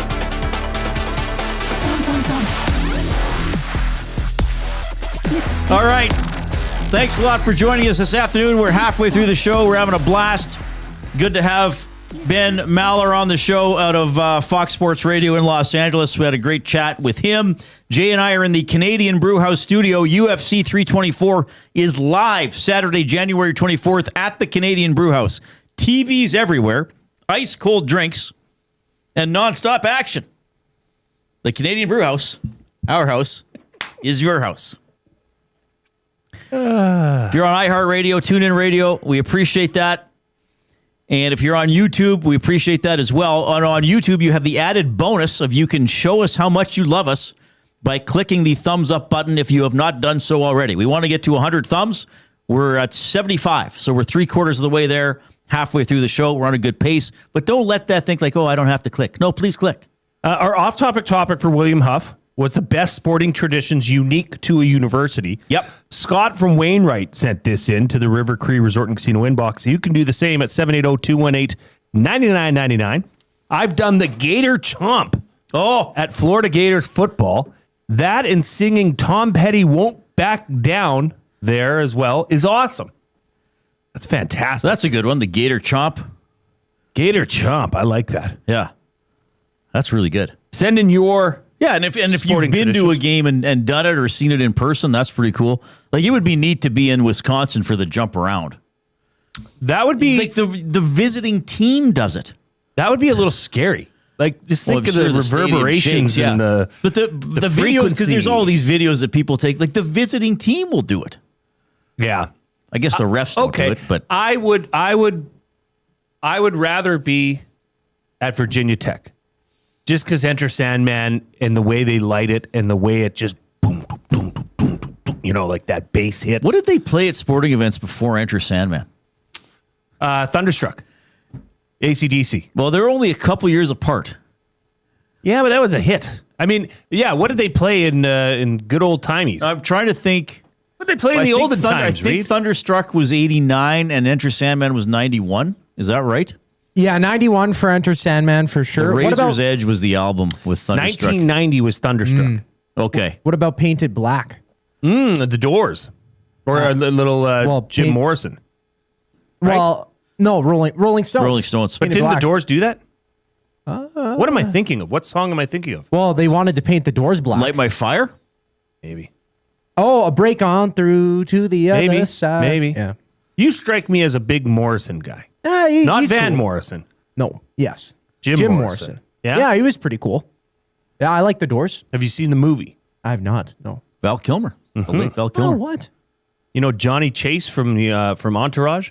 Nope. That's one of the not Baldwin Brothers. Jeepers. What family of brother actors is he from? Kevin Dillon. Oh, Matt Dillon. He's Matt Dillon's brother? Okay. He's the drummer in the Doors. Oh, cool. Okay. Fun Interesting fact. stuff. We just keep educating people. We're going to continue doing that in the Oil Understood, presented by GCL Diesel.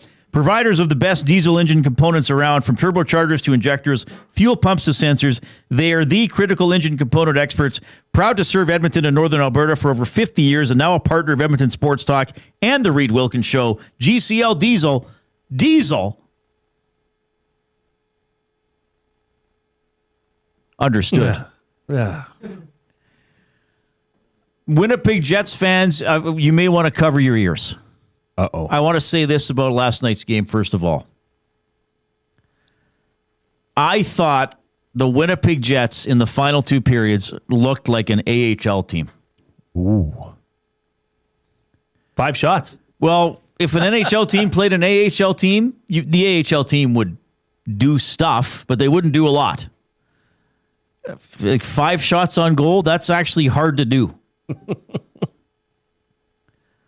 Now, I wasn't sure the Oilers were going to win because I thought they were decent, but eventually they just had the puck so much that they got the tying goal, and then they got what turned out to be the winner shortly after. And then this is how it's going for the Jets. Nino Niederreiter flips the puck over the glass. And because it went out into the bench, for it to be a penalty, it has to go over the glass behind the bench, and it sure did. Mm-hmm. Like, talk about finding a way to lose. And that's, I know we're bugging him a little bit, and I joked yesterday that the Jets haven't won a game since Adam met Eve. But I feel for them because, and you, Jay, I wonder what you thought. And yes, this is the Oil Understood. We're going to talk Oilers stuff, but the Jets are Canadian team. Sure. It's WHA brethren, even though it's moved around and stuff. The last 2 minutes of that game, when they pulled their goalie, in a lot of stadiums, and usually in Winnipeg, and certainly at Rogers Place, the crowd tries to come to life. You could hear a pin drop when the Jets pulled the goalie. Like, it wasn't like, okay, at least that's what I was like, felt like. Well, it wasn't like, okay, boys, let's tie it up. Okay, we're going to push you. Yeah. It was almost like, it was eerie. It was almost like, for God's sake, it's going to be 11 in a row. It's almost like they already knew. And given how 2 shots in the third period, Reid. One of which was almost got under Pickard, but didn't go in. But it was like they had already given in. They'd said, our fate is sealed. This game's over. And Reid, I want to ask you, what did you think after the first period? What were your thoughts on the likelihood of the Oilers pulling back into that game and getting a win? Well, look, when you're down 2, the odds aren't in your favor. But I thought if they won the second period, they'd have a chance. Like, if they were down 1 going to the third or even tied it in the second, then I thought they would have a chance. I didn't like the 2 goals against, the second and third goals. Mm-hmm. I thought what I thought was, okay, the Oilers gave up 2 they shouldn't have. Correct. And Winnipeg is already at 3. So if Winnipeg earns another 1 or 2, they're going to get to 4 or 5, Fair and point. then that's going to be tough to win. I thought that wraparound goal. Can I ask you something about that? You sent out I thought it went under the side of the net. Am I the only one? I didn't see an angle that would suggest that I thought, because I'm like, this is interesting. Like, what is Reid looking at? Okay, but remember Knoblauch called the ref over? Yes. I think he was saying, did you check to see if it actually went? But there was nobody by the net to, I know, to lift it up from the back, you mean? No, yeah, I just wondered but if he just jammed it and it went under. I know, clearly I'm probably wrong. I think it was just the perfect spot. Like, because when you look at that goal, where did that puck sneak through? I mean, Pickard was there. Sort of. He was slightly late, but he was there. I think it went under his blade. Maybe. Like that, right? It was kind of weird, but I mean, still, you'd hope the goalie would get across. Then I didn't like the third goal with the Schmozzle in front and Pickard having the puck and then not having it, and it goes in. So I thought, okay, the Jets kind of got a couple that the Oilers didn't look great on, so that maybe that's what they need tonight. But Edmonton, it wasn't like Edmonton was spectacular. It wasn't one of those games where they come out and get 22 shots in a period, but they just kept with it. Some credit to the Oilers' toughness last night, and especially one particular player. Here's Knoblauch. Freddie's fight kind of turned it around a little bit. Obviously, we scored a really important goal at the end of the period. They're a fragile team, and you score that and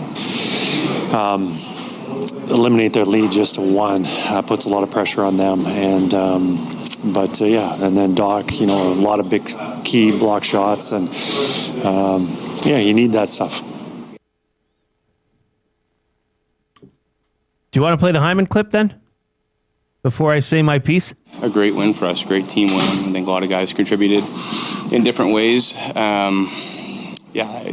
mean, fighting is still, as much as people want to phase it out of the game, there is an element to it that can help turn the team game around. And I thought Freddie sticking up for Davo, fighting a big man, and doing that. I mean, people will say it's a coincidence that we won't score a couple shifts later, but I think there's something to that, and obviously he's done it a couple times now, so good on Fred. Okay. Do I think that the Trent Frederic fight had anything to do to turn this around? I'd say no. Honestly. But here's what I will say. Knoblauch referenced it. Freddie's fight, that was a good it turned things around for us. Zach Hyman is referencing it in a positive light. Freddie's fight, it's no surprise. People are going to think it's a coincidence. It's no coincidence that we went out and scored right after that. Right. I don't mind that, Reid.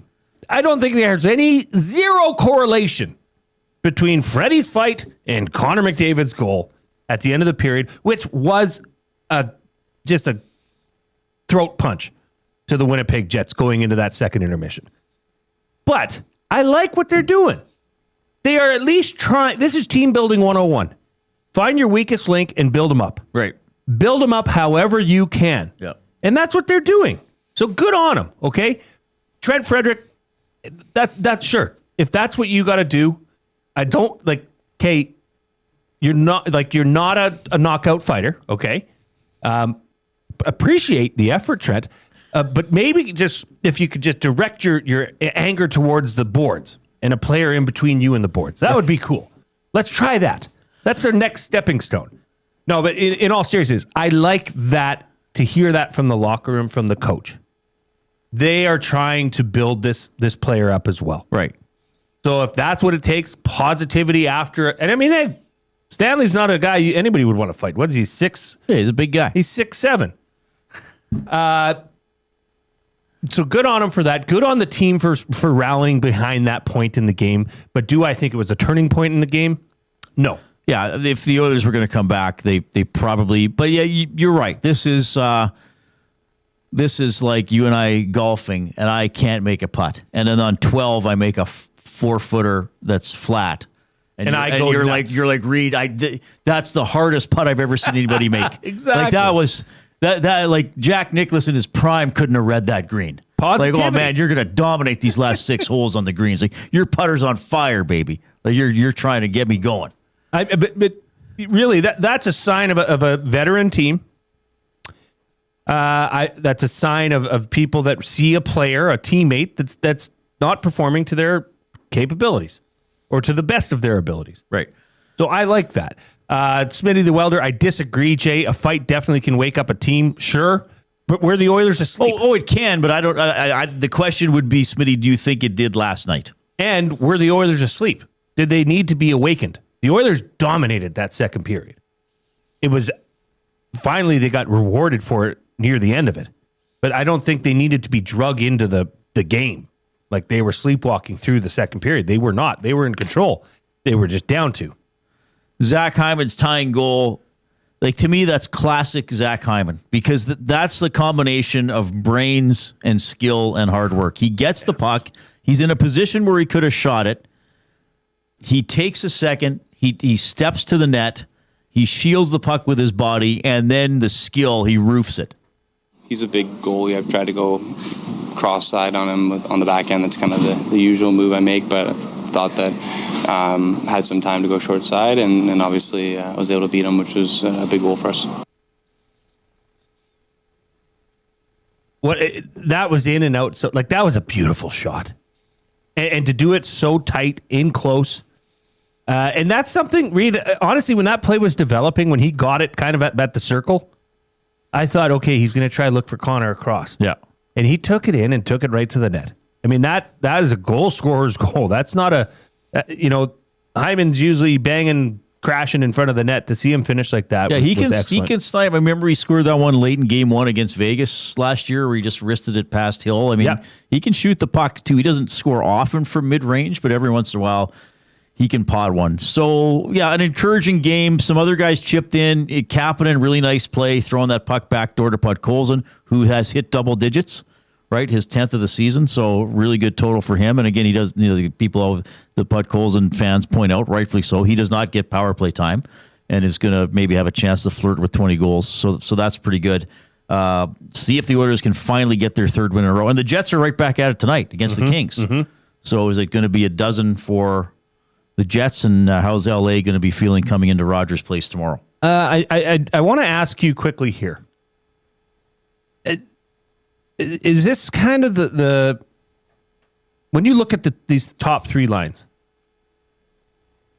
are those kind of making sense? Are they clicking? I mean, that third line, there's some potential there, I think. Was again noticeable. Roslovic, Howard, and Savoy. They were on for a couple goals against. Again, I don't think that's totally on them. I like how Ike Howard sometimes just shoots. In situations when you wouldn't expect necessarily a shot. Put it on net. Because you got somebody around. Yeah, he's got that mentality, which I don't mind that somebody has it. Yeah. I'm just gonna rip it on net. Yeah, some encouraging signs these last two games. We'll see if they can do it. 780-218-9999 is how you can text us. That's the River Cree Resort and Casino inbox. River Cree Resort and Casino, home of the kitchen restaurant. Sundays and Mondays, 50% off the entire menu. That's Sundays and Mondays, 5 p.m. until close. We're going to make our NFL picks. We're going to do Name the Animal for fun, and a really great segment next. Our Pasta Pantry Athlete of the Week is taking part in Quick Card Edmonton Minor Hockey Week. Here's the Coop.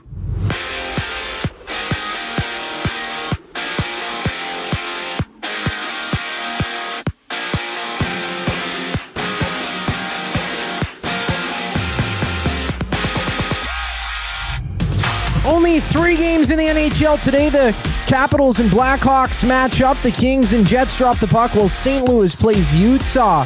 And Connor Bedard is back for Chicago. He's missed the past dozen games with a right shoulder injury. Canada has released this year's women's Olympic hockey roster. Marie-Philippe Poulin, Sarah Nurse, and Bruderheim, Alberta native Emirates Mashmeyer among the 23 to be named to the female squad. In Pandas hockey, the RDP Queens visit Claire Drake at 7, while on the hardwood, the undefeated Pandas tip off with the 16-0 Huskies at 6. And the action continues when the Bears and Huskies meet at 8 o'clock, having each game go down at the Saville Center. NBA action, there's 10 games. Toronto is in Boston. Scotty Barton's doubtful for the Raptors with a right knee sprain he sustained Wednesday against the Hornets. Elsewhere, the MLB has given 32-year-old free agent Max Kepler an 80-game suspension after he tested positive for a banned performance-enhancing substance. The Athlete of the Week up next here on The Reid Wilkins Show. I'm Zachary Kubish, keeping you up to date. EST Hangout. Because you're talking about it on air, but you're not talking to them. Trev told Zach that I'm getting rattled by it. But why didn't you tell them? Why didn't you tell them? Then that's what's going to happen next month. I'm going to tell everybody. Matt, you have to mop. You go mop the stairs. Sorry. You didn't. That has to get back in first, but I do that. And we will call you out and Eric out because you will take roles. The EST Hangout, presented by Sentinel Storage. Weekday mornings 9 to 11, only on Edmonton Sports Talk. Your clear choice for Edmonton sports. Make a fresh start in the new year with Sentinel Storage. With convenient locations near you, Sentinel Storage is here to help you make space for everything 2026 holds. Sentinel Storage. Buy Canadian, store Canadian. Try 4 weeks free. Visit sentinelstorage.ca. Hey Edmonton, did you know a local Play Alberta winner scored over $430,000 on Desert Fantasy? Think about the rec room you could build with that kind of cash. From major casino winners every hour to jackpots worth millions and hundreds of popular games to money that stays in the province, there has never been a better time to sign up for Play Alberta. Download the app today to get started with casino, sports, and lottery, all in one app. Must be 18 plus to play. When you gamble, use your game sense. EST Afternoons. Dennis Bernstein from the fourth period. How much pressure's on Jim Hiller? They were 105-point team last year. They're on pace for 90 points. That's a 15-point regression. What's propping this team up is what's propping up the Oilers and everything. The Pacific Division's a dog's breakfast. 15 one-goal losses. They've lost 12 games and were in a tie going into the third period in half a season. I'm sorry. That's coaching. EST Afternoons, weekday afternoons 1 to 3, only on Edmonton Sports Talk. Your clear choice for Edmonton sports. UFC 324 is live Saturday, January 24th at the Canadian Brewhouse. With TVs at every turn, ice-cold drinks, and non-stop action, you won't miss a second of the fight. UFC 324, live at the Canadian Brewhouse. Our house is your house.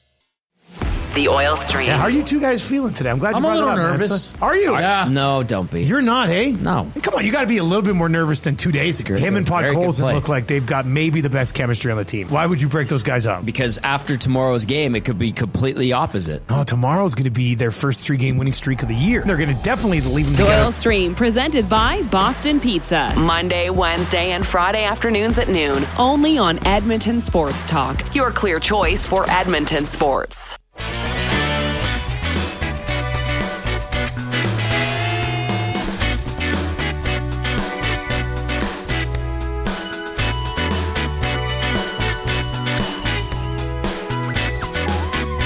All right, appreciate you tuning in this afternoon. Oilers, I guess a very lightly attended optional skate today. They will play the Los Angeles Kings tomorrow at 8 at Rogers Place. 7 o'clock here on Edmonton Sports Talk, the GCL Diesel Oil Stream pregame show. Right now, the Pasta Pantry Athlete of the Week. We love this segment. Pasta Pantry, for over 30 years in Sherwood Park, serving hot, delicious comfort food made right in their kitchen. They do it fast so you can slow down. They're a family, and when you go to Pasta Pantry, you're one of them. You're one of the family. Go check out Pasta Pantry in Sherwood Park, your home of the pregame meal. All right, we are pleased to be joined by our Pasta Pantry Athlete of the Week this week, Oliver Coghill, and I believe you're joined by your dad, John. Is this correct? Sure is. Can you hear us? We got you loud and clear. Oliver, how are you doing today? Good. All right, so let's start with a simple one, okay? How old are you, and what school do you currently attend? I'm 11, and I go to George P. Nicholson School. George P. Nicholson School, 11-year-old. Now, it's my understanding you're playing U13 tackle football for the Millwoods Grizzlies, and in the winter, you're playing U13 hockey for Confederation. Is that correct? Yeah. All right. This is the hard-hitting question. See, Oliver, we're not just going to let you off the hook. We're going to ask you the hard-hitting questions, okay? Right now, you tell me between hockey and football, which one do you prefer more? Probably football. Football. And what position are you in football, Oliver? Receiver. Receiver. Okay, so as a receiver, are you kind of because, look, I played defense when I was playing football, and I used to say all the receivers were all the pretty guys, okay? They'd be the guys that go look at themselves in the mirror before the game. They make sure their gloves are nice and clean. They make sure their towels are you a glove guy, Oliver, or are you just give me my bare hands? I'm a glove guy. Attaboy. That's how it should be. Well done. Your dad mentioned to me that you're speedy. Are you the fastest guy on your football team, do you think? Probably the second fastest. Oh, second fastest. Well, hey, we got time to get better to get faster, I guess. What position are you in hockey, Oliver? Center or left wing? Center or left wing. Okay. So when you're out there, because you're 11-year-old, you're playing U13, so you're playing up. You're young for that age. How do you deal with, let's say in football first, how do you deal with getting away from the bigger people? I avoid them. I try to run away from them. That's a fair answer. And hockey, are you as speedy in hockey as you are in football? Yeah. All right. Now, Oliver, if are you watching the NFL this weekend? Are you into CFL? Do you watch football? Yeah, I watch NFL and hockey. NFL and hockey. Okay. Favorite teams in the NFL first? Rams. Oh, the Rams. Oh, no. Were you listening earlier? We had a guest on from Los Angeles that filled us in. Is that a Rams hat you're wearing, by the way? Yeah. Oh, that's a fancy looking hat. And I mean, you're in Edmonton. I'm assuming you're an Oilers fan. No. Who are you? A Canucks fan. A Canucks fan. Well, good for you, man. You know what? You cheer for the teams you cheer for. You were nominated by your dad for the Pasta Pantry Athlete of the Week because he's proud of you playing up. You know, he did say, he says, you're not always the biggest size, but you got a heart full of gold and you got all the speed in the world.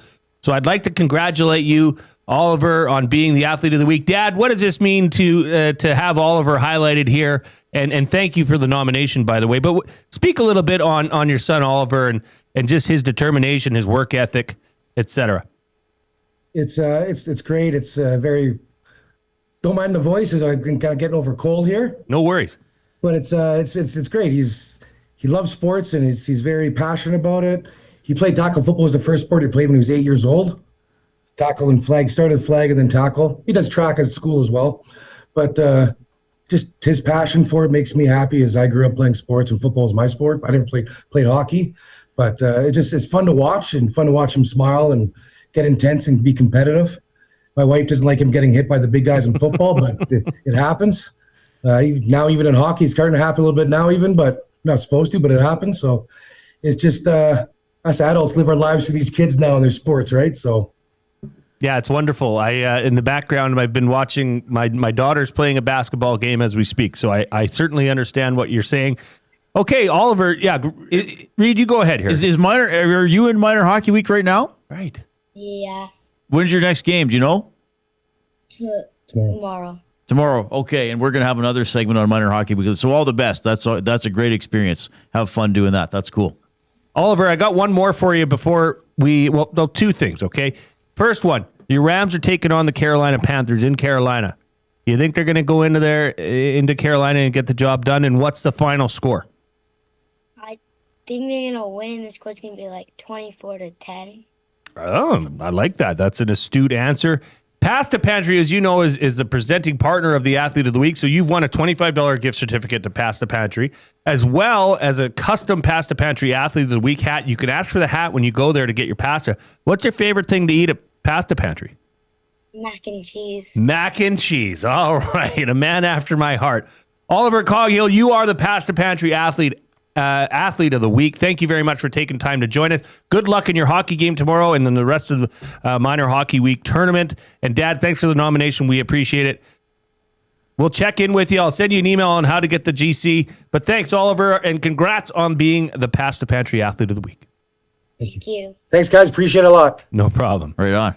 Awesome stuff. Fantastic. Cool. That was cool. A Rams and Canucks fan. He's a West Coast guy. The West Coast vibes, baby. Yeah. That's fantastic. Good luck in the Minor Hockey Week. Yeah. We're gonna have more on that in about an hour too. We are. Do you remember seeing the? Can you imagine? Because I saw stories. Wasn't there a fella that ran Minor Hockey Week? He was heavily involved. Yeah, we're gonna get some memories. Yeah, for sure. Okay, right on. Yeah. Yeah, awesome. Pasta Pantry Athlete of the Week. We love having Pasta Pantry on board for that. If you want to nominate somebody, you can email jay@edmontonsportstalk.com.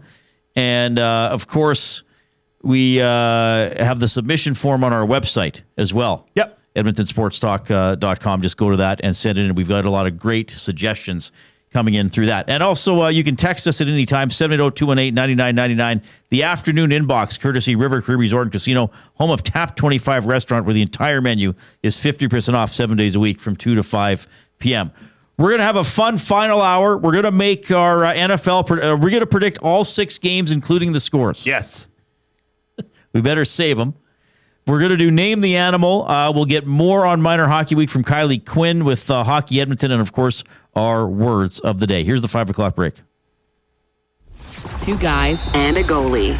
Hired or fired, Macklin Celebrini should be the Hart Trophy favorite. So, Cass, I mean, he's in the mix. Hire it. He should be. Like, he doesn't have Draisaitl. He doesn't have Makar. It's just him. Who among us had the San Jose Sharks anywhere near a playoff position this year? 2 guys and a goalie, presented by GS Construction. Tuesday and Thursday afternoons at noon, only on Edmonton Sports Talk, your clear choice for Edmonton sports. Looking for quality building materials and friendly advice? Visit us at Windsor Plywood Leduc, family owned and locally run since 1993. From interior materials for doors, flooring, baseboards, and all the finishing touches to all you need for your outdoor projects like cedar lumber for decks and fences, plus all the plywood you'd need. Our full-time on-staff carpenter can help with anything odd-sized or custom, and from domestic hardwoods to exotic selections, we've got you covered. And if we don't have it, we'll track it down for you. Windsor Plywood Leduc. We're the experts you need to know.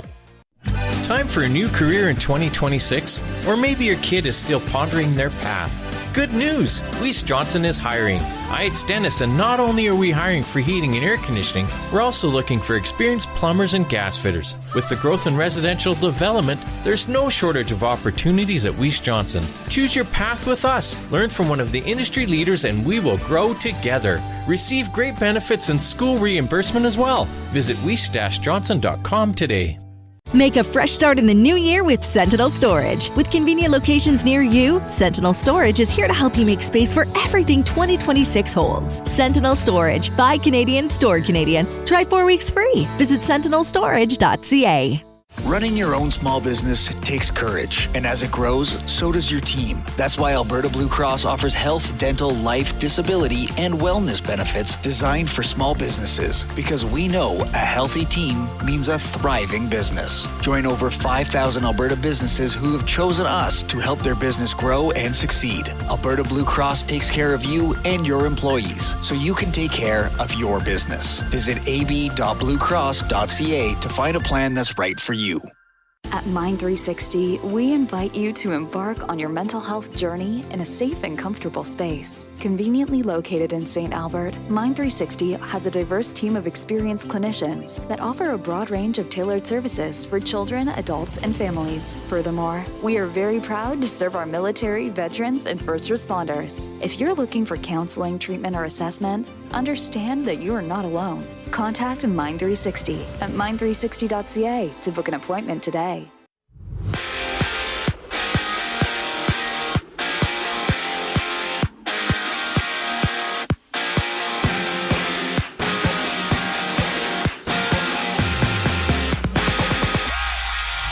Only 3 games in the NHL today. The Capitals and Blackhawks match up. Chicago welcomes back Connor Bedard after a 12-game absence with an right shoulder injury. Other action, we see the Kings and Jets dropping the puck while St. Louis plays host to Utah. And Canada has released this year's women's Olympic hockey roster. Marie-Philippe Poulin, Sarah Nurse, and Bruderheim, Alberta native Emmerance Mashmeyer are among the 23 named to the squad. In Pandas hockey, the RDP Queens visit Claire Drake at 7, while on the hardwood, the undefeated Pandas tip off with the 16 and Huskies at 6. The action continues when the Bears and Huskies meet at 8, having each game go down at the Saville Center. NBA action, there's 10 games on the docket. Toronto is in Boston with tip-off momentarily. Scotty Barnes doubtful for the Raps with a right knee sprain he sustained Wednesday against the Hornets. And to baseball, the MLB has given 32-year-old free agent Max Kepler an 80-game suspension after he tested positive for a banned performance-enhancing substance. I'm Zachary Kubish. That was your Sports Update. Hour 3 of the Reid Wilkins Show starts right now.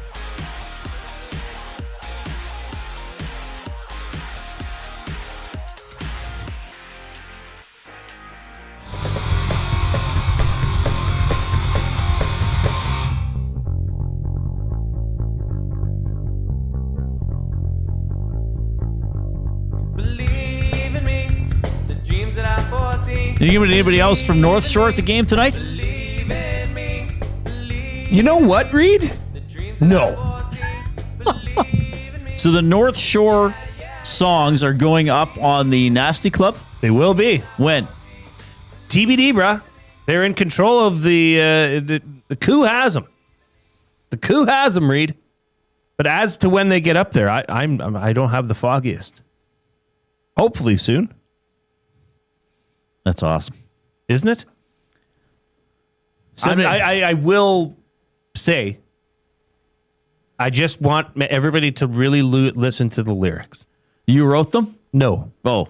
My bass player did. Okay. He was the creative force of the band? Oh, and they are special. Special how?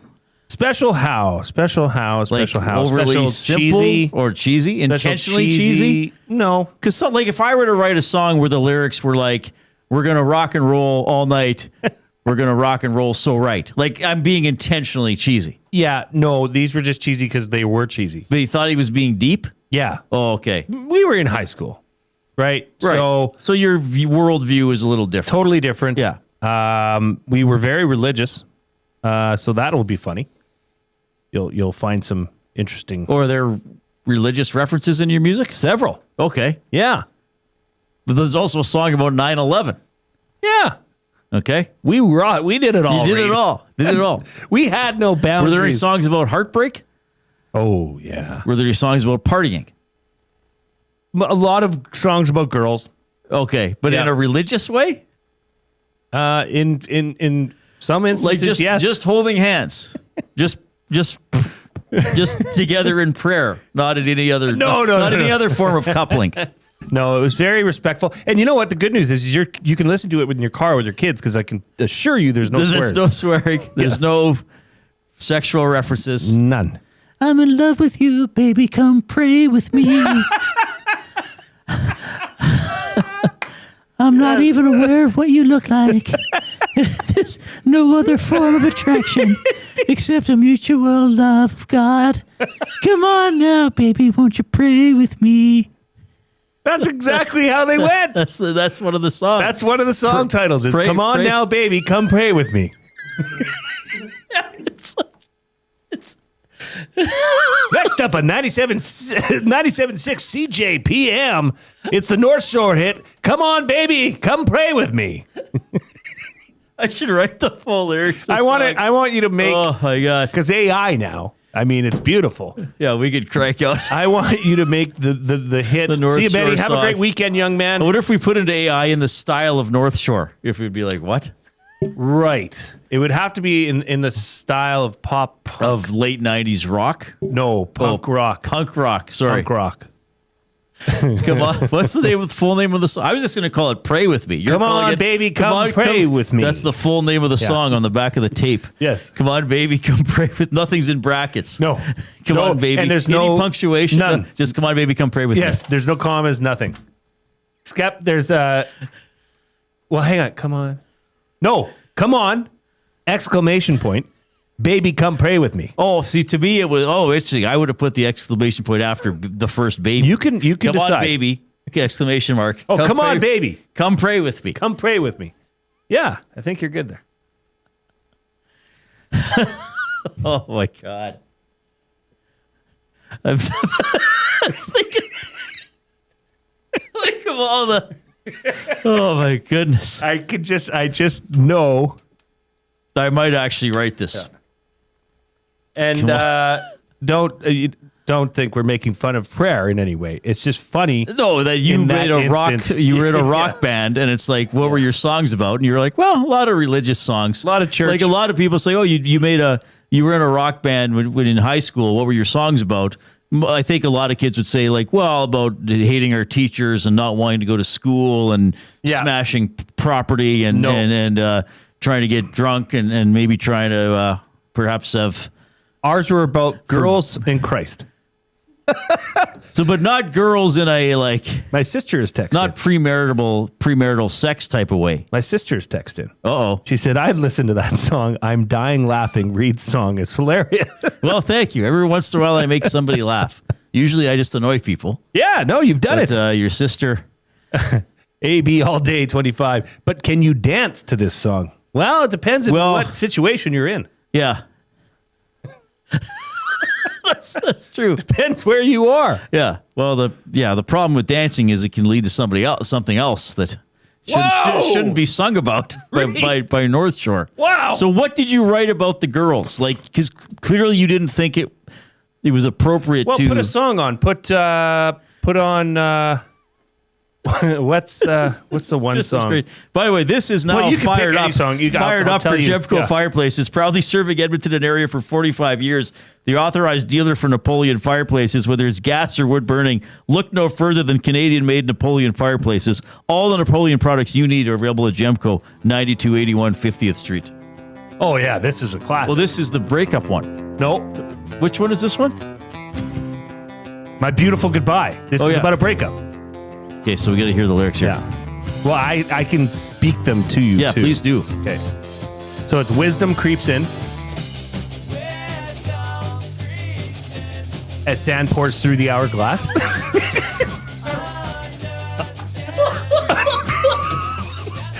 Understanding the beautiful direction of our past. These winds of change have now blown in my direction.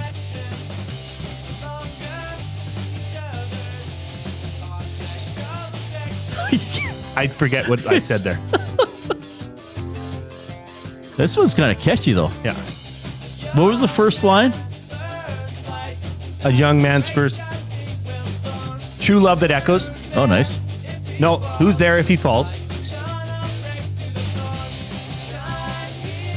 God heals all wounds. Or so I recall. Or so I've been told.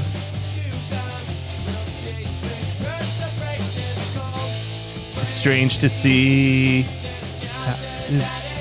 if his path is at its end. And our hero has no chance to defend. With what little time is left, we'll turn to the skies. Jesus. Right. And say, here's to you, my beautiful goodbye. Wow. You can play Fallout if you want. Okay, it's a breakup song.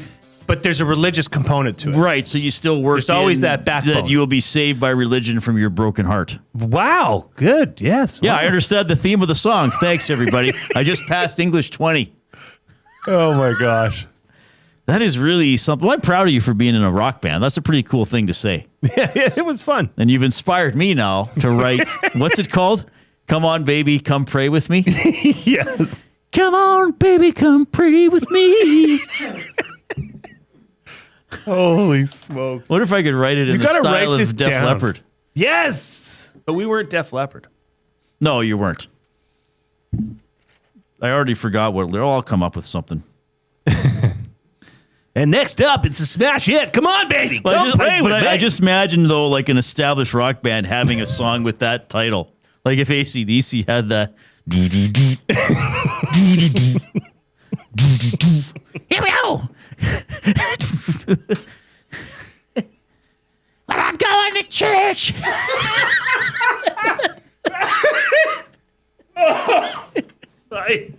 Oh, man, I'm crying.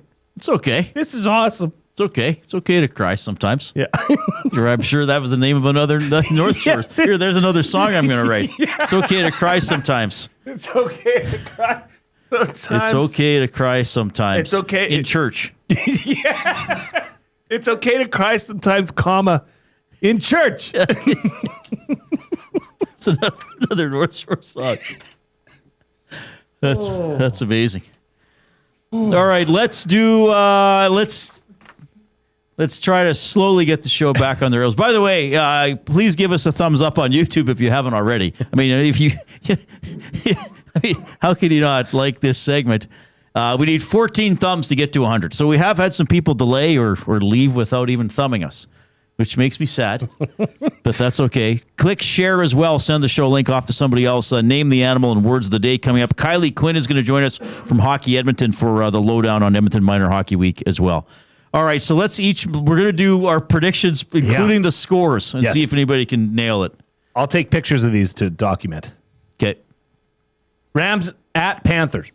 That's the first game tomorrow. No, it's not. Yes, it is. Yes, it is. Yes, it is. Rams at Panthers. Reid, I've got the Rams going into Carolina and doubling up the Panthers. I've got them winning 34-17. All right. I think Carolina will keep this close, but I think ultimately they aren't good enough.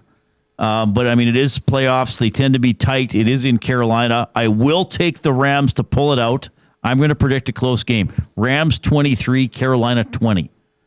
Bonus prediction. Chuba Hubbard touchdown. Interesting. So 23-20 Rams? Yeah. Okay. Packers at Bear. I looked at the weather. It's supposed to be cold, wet, soggy, windy. I have the Packers going into Chicago and beating the Bears. Low scoring game, 17-7 Packers. All right. The Packers, to me, this season, when I've seen them, they're very up and down. I do think Chicago has turned it around here. We talked about the coaching change. I think they have one playoff win in them. I do think it's going to help them being at home. I agree with you. Probably relatively low scoring. I'm going to take Chicago 20, Green Bay 13. I don't know why I'm picking the Bears. Like I was making fun of them all year till they finally, then they beat San Francisco on Sunday night, and I was like, oh, I guess they're good. Well, you have your reasons. Well, because I didn't pay attention to them, but they were so bad last year. They were a joke. This is embarrassing to me that this game is Sunday morning. I don't know why. Where else are you going to put it? Jaguars or Chargers, Patriots. Put them Sunday morning. Who cares? Why are they the night game? Because it's New England against an LA team. You're putting Jacksonville. They deserve it. The butthole of the National Football League. You want them on Sunday night? Duval. Yes, the butthole does get the first one. Where we had Buffalo at Jacks. Buffalo at Jacks. I have this as a high-scoring game. Ultimately, I think the Bills are going to do it. I've got the Bills beating the Jaguars 38-34. All right. I do think Josh Allen is an excellent quarterback. I do think the Bills as a team aren't quite as good as they have been in recent years. Jacksonville was pretty impressive. I mean, they still had a shot at the number 1 seed going into the final week of the season. Some things would have had to fall their way. I think Trevor Lawrence is going to play well. I think Jacksonville has a pretty complete team, enough to, like Chicago, probably get them 1 win. And I think the Jags are going to not dominate, but control the game 31-21. Jags 31-21? Or, sorry, the Bears didn't beat the Niners in that game, but it was a good game. It's a high-scoring game. Sorry, Smitty. Okay, 49ers at Eagles. Who you got? All Philly in this one. The Niners are too beat up. They're just too beat up, and Philly's still got a very good team. I don't think this one is going to be close. I'm going to take Philly 37, San Francisco 16. I don't know what gives you such confidence in the Philadelphia Eagles. I can't stand Nick Sirianni and his smug face. Well, that's fine, but that's not what I'm basing my picks on. I'm telling you, I'm basing mine off his smug face. And I think the 49ers are capable of turning it on in the playoffs. They have one of the top running backs in the game. They have a quarterback who can distribute the ball. I think Ricky Pearsall is going to be back in the lineup. George Kittle's one of the top tight ends in the NFL. This is a good team. I know they're beat up defensively, but I think they can go into Philadelphia and win. I've got the 49ers 21, Eagles 17. So you said what was your score, Reid? 37-16 for the Eagles. Okay. That's one that's a tough one. Chargers at Patriots. I simply don't believe in the Chargers. I don't think they've got the run game. Patriots are a sound offensive unit. They've turned up defensively as well this year. I've got the Patriots winning 20-13. Okay, I think there'll be some points in this one. I do think New England is ultimately just better. I mean, you said it, Herbert's a bit of a gunslinger, so I do think the Chargers will get some points and make some plays, but the Patriots just a better team. I'll say 34-24 for the beloved New England Patriots. Texans at Steelers, I think this is going to be a slugfest. I think this is going to be a low-scoring game, but I still think the Texans can go in there and beat the Steelers on the strength of their defense, maybe even score a defensive touchdown, something like that. Texans over the Steelers 13-7. All right, I hate to do this. I'm going to take the Steelers. I know that somewhat goes against logic. I know the Texans are very good. There is that incredible Monday night stat with the Steelers haven't lost a Monday night. What is it at? Isn't it like 30 games or something like that? I think A.A. Ron's going to do it one more time. They're going to get Metcalf back. I do agree with you. It'll probably be a low-scoring game. I'm going to take Pittsburgh to win it. 12-10.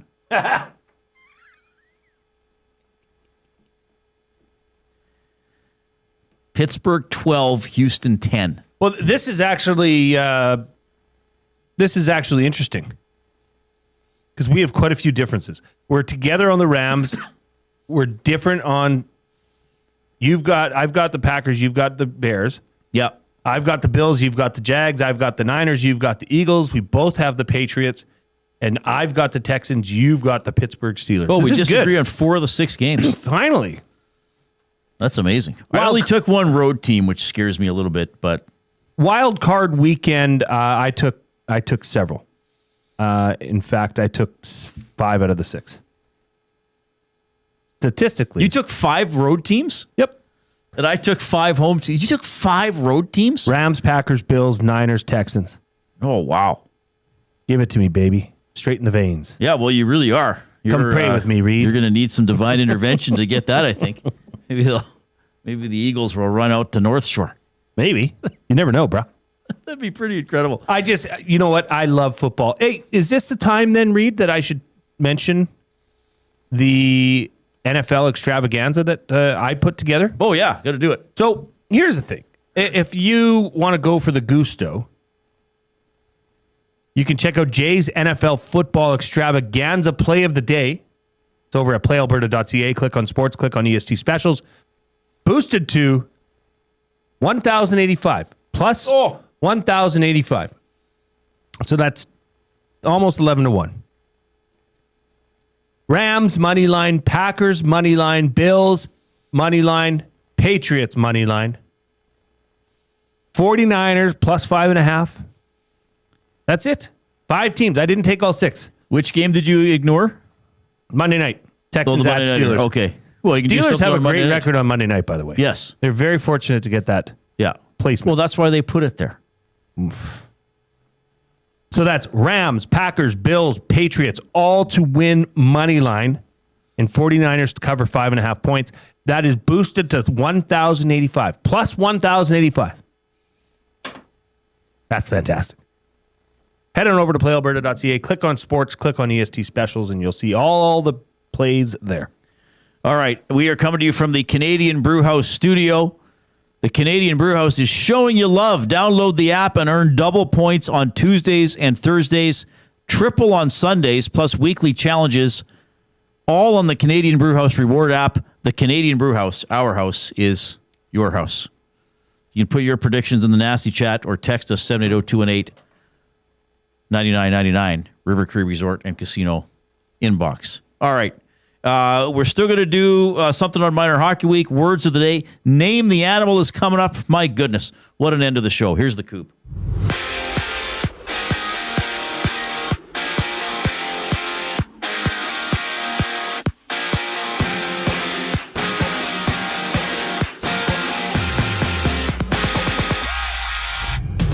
The Dolphins have hired John Eric Sullivan as their general manager. Sullivan has spent the past 22 seasons with the Packers, most recently as the team's vice president of player personnel. In college football, first-ranked Indiana and fifth-ranked Oregon clash in the Peach Bowl. Kickoff at 5:30. And to the NBA, both Scotty Barnes and Brandon Ingram are out for the Raptors against the Celtics.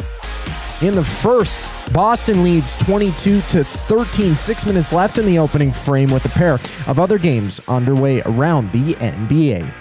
With a trio of games in the NHL, Connor Bedard slots back in for the Blackhawks to play the Caps. Bedard's been sidelined since December 12th with a right shoulder injury. Other action sees Edmonton's next opponent, LA, facing Winnipeg with the Blues and Mammoth dance. And Canada has released this year's women's Olympic hockey roster. Marie-Philippe Poulin, Sarah Nurse, and Bruderheim, Alberta native Emirates Mashmeyer are among the 23 players to be named to the squad. This sports update is brought to you by Paramount Flooring. Paramount Flooring wants to give you more. Get free premium underlay included with any in-stock carpet purchase. Are you ready to treat your feet? Catch them in-store or online at ParamountFlooring.ca.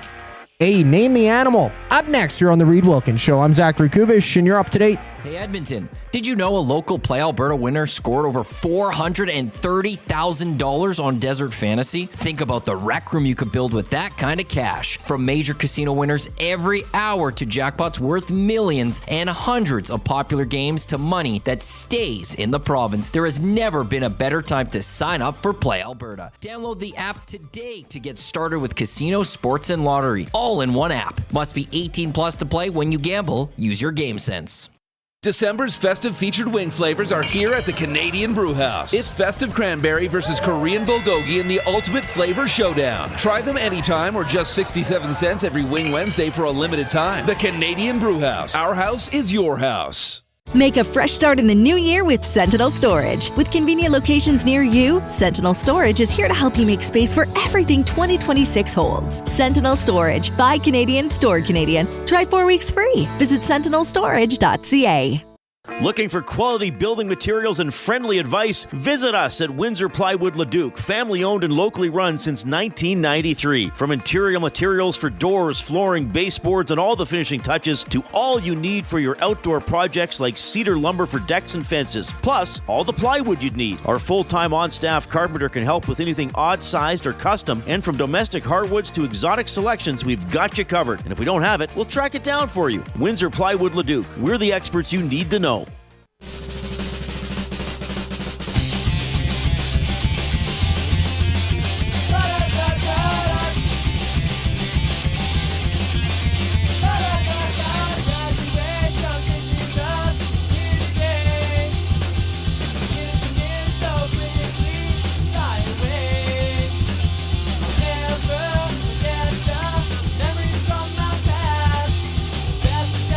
How are you feeling going into the weekend, Jay? Really good. Okay, good. How are you feeling? I feel incredibly awkward. I feel quite... Why is that? Nervous because you and I are hanging out together outside of work. That's just what best friends do. Well, we are definitely our friends. Okay, I maybe took it over the top. I don't think we're best friends yet. No, because I think that would be not disrespectful, but it would be inaccurate to people. It would be inaccurate. To people I've known longer and have more of a That's fair. history with. This is like Zip, who I mentioned. He'd be in my best friend category. Yeah, Zip's up there for sure. Now, I'm perfectly comfortable around you. I've seen you outside of work before, but like we're going to do an activity outside of work. Driving together? When you've driven me before. Is it terrifying? We've got, no. Oh, driving with you? Mm-hmm. Driving with you is not terrifying. Okay. Being at the game with you I might go sit with other people.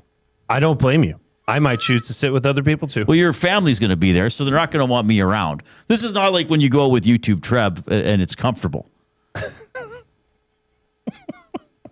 Just a dick. Who? You. Well, you took YouTube Trev to the Teddy Bear Toss game. Yeah. And the girls were just, oh, it's Trev. Now they're going to be like, look, it's Uncle Reid. Well, they've met me before. Yeah. And they like you. They think you're cool. Yeah, I like them. Hip. I like your family. But I just how do I act now? Do I have to act the same? Do I have to act different? No, you act the same. Because I really only have one way that I act. We accept you as you are. Okay, good. Come as you are, Reid. That's a Nirvana song. They probably inspired North Shore. No. No, because they didn't sing about God enough. No. They were a little too grunge. You guys were more punk rock. We were Blink-182 meets MXPX. What's MXPX? It's a Christian punk rock band. Oh, my God. Oh, Jode says that, Zip as well. That's awesome. What a lucky guy. Coob, just sort of to do this on air, our 540 guest is hoping to get in and test the connection, if you're able to do that. People are like, oh, behind the scenes. Oh. It's like, that's pretty cool. Well, I got to look behind the scenes of EST. All right. 780-218-9999, River Cree Resort and Casino Inbox. Happy hour featuring $5.25 drinks. That's available Sunday to Thursday, 9 a.m.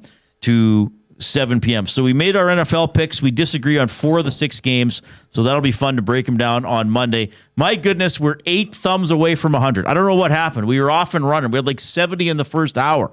I guess everybody got thumbed out. So if you have not given us the thumbs up on YouTube, please do so. Let's push over 100. Some people might still be logging in after work. If you've already given us a thumbs up, click share, send the link off to someone else in your life who think will enjoy the show. This is going to be the meandering, fun part of the show here at the end. Well, we're going to do a segment on Quick Card Edmonton Minor Hockey Week, which is great. But we're going to do Name the Animal, which is going to be buying or selling. Well, Damon, sometimes we just make it whatever. Damon Bunting, a consistent top-producing realtor in the greater Edmonton area for over 18 years. He and his team would love to help you find that right home or make the move from your current home. Community-driven, he understands what it takes to make a difference in our city. Check him out, DamonBunting.com, Instagram handle, Damon Bunting Real Estate, and words of the day will wrap up the week. I am coming off my best words of the day performance in the several months. I don't know if it's a year now. My best performance ever, I think, was yesterday. Can I tell you something? I don't think you're going to be as successful today. That's fine. We had a listener submit words of the day for you. Who is this? Can you tell me who or later? I can tell you now. I don't think it's going to change anything. Les Sweet. Oh, really? And how did Les do this? Emailed me. Oh, interesting. Yes. Okay. Yes, it is quite interesting, isn't it, Reid? Matt Hyman says, I have not thumbed up yet due to Reid talking truthfully about how bad the Jets are. What are you playing? That's not me. That's our guess. Oh, I thought you were playing how to because sometimes you play the pronunciation for the word, and I hear it ahead of time. All right, do you have Name the Animal ready, my young Coop? Yes. Play the song. Oh yeah, I forgot. No, I got the Name the Animal jingle right here. Thanks. Whoa.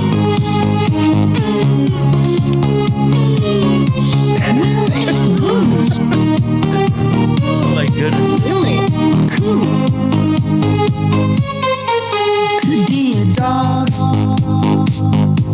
or maybe a hawk. Name the animal. Name the animal. All right, Reid, screen's down. All right. So again, you are encouraged, you the listener, you the audience member, are encouraged to play along at home.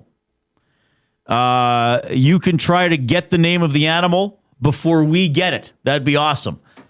If you do so, there is not a prize. We just look back and be like, oh, these people all got it before we did.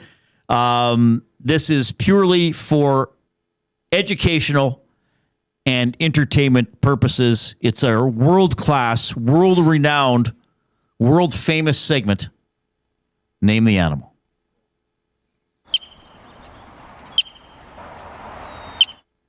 What do I always say, Jay?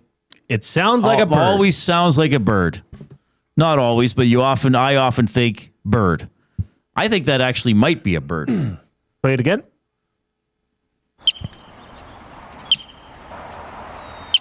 Now, I must sneak in here and say there is a little faint noise in the background. That is not the same animal. Okay. That's good. All right. Is it a bird? No. Well, I'm lost, Jay. Does it sound like a smaller animal to you? Yes. Is it a smaller animal? It's a smaller animal. It's smaller than Coop the Corgi. Yeah, much smaller, actually. Much smaller than Coop the Corgi. Is it a chipmunk? It is not a chipmunk. Is it a squirrel? It is not a squirrel. Well, what else is there? Those other things. Is it a gerbil? It is not a gerbil. Gopher. Yes! Oh! It's a gopher. Oh, it's a gopher. Sneaking right around it. Dun, dun, dun, dun. Nice going, Jay. Nice. You led me down the path.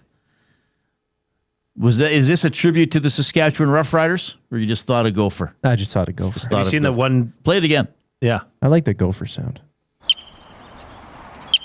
Chirping. I believe that is the gopher celebrating the goal line fumble that helped the Riders put the Grey Cup away. We caught it. Yeah. We got it just in time. Let's check the nasty chat. Is anybody putting in? Oh, we had chipmunk, aardvark, box pounder, gopher. I think Box Pounder would have got it before we got it. So there is a feather in the cap of Box Pounder. Mech says Jay with an A on the sweater makes him look like a like an Alvin from Alvin and the Chipmunks. That's what Gager said. That's what Gager said. Jay's wearing his Block A UofA sweater. Alvin from the Chipmunks, I think He's it's red blue. or Red blue or and something black, like that. Yeah. That would be Theodore. Ah. Yeah. Well, Theodore's in green? Theodore's the one in green. Yeah, I'll pull it up actually. Okay. Well, let's do our other. Yeah, you can play the animal. song. You got a lot going Or play on. the animal. You got a lot of go. Coop's actually working, unlike Jay and I, just singing religious rock songs. Punk rock. That's working enough. Should I fire it away, boys? Yeah. Well, again, could that be a bird? Mm-hmm. That's a bird. That's a bird. Is that a statement? Yeah. Or, Ask a okay, question. yes. No, I'm asking a question. You have to ask me the question. Is that a bird? Yeah, it's like Jeopardy. Sorry. What is a bird? Yes. Okay. That is so that one is a bird. All right, is a bird. Can you play that again?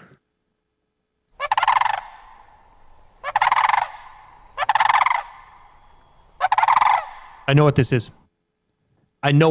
You've probably heard it before. These fly over our house.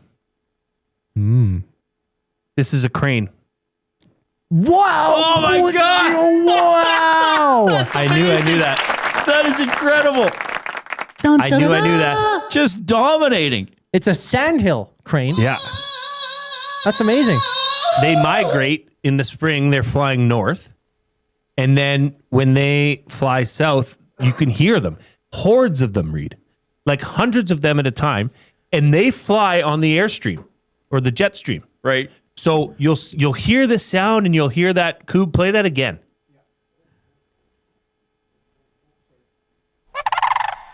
And you'll hear hundreds of them.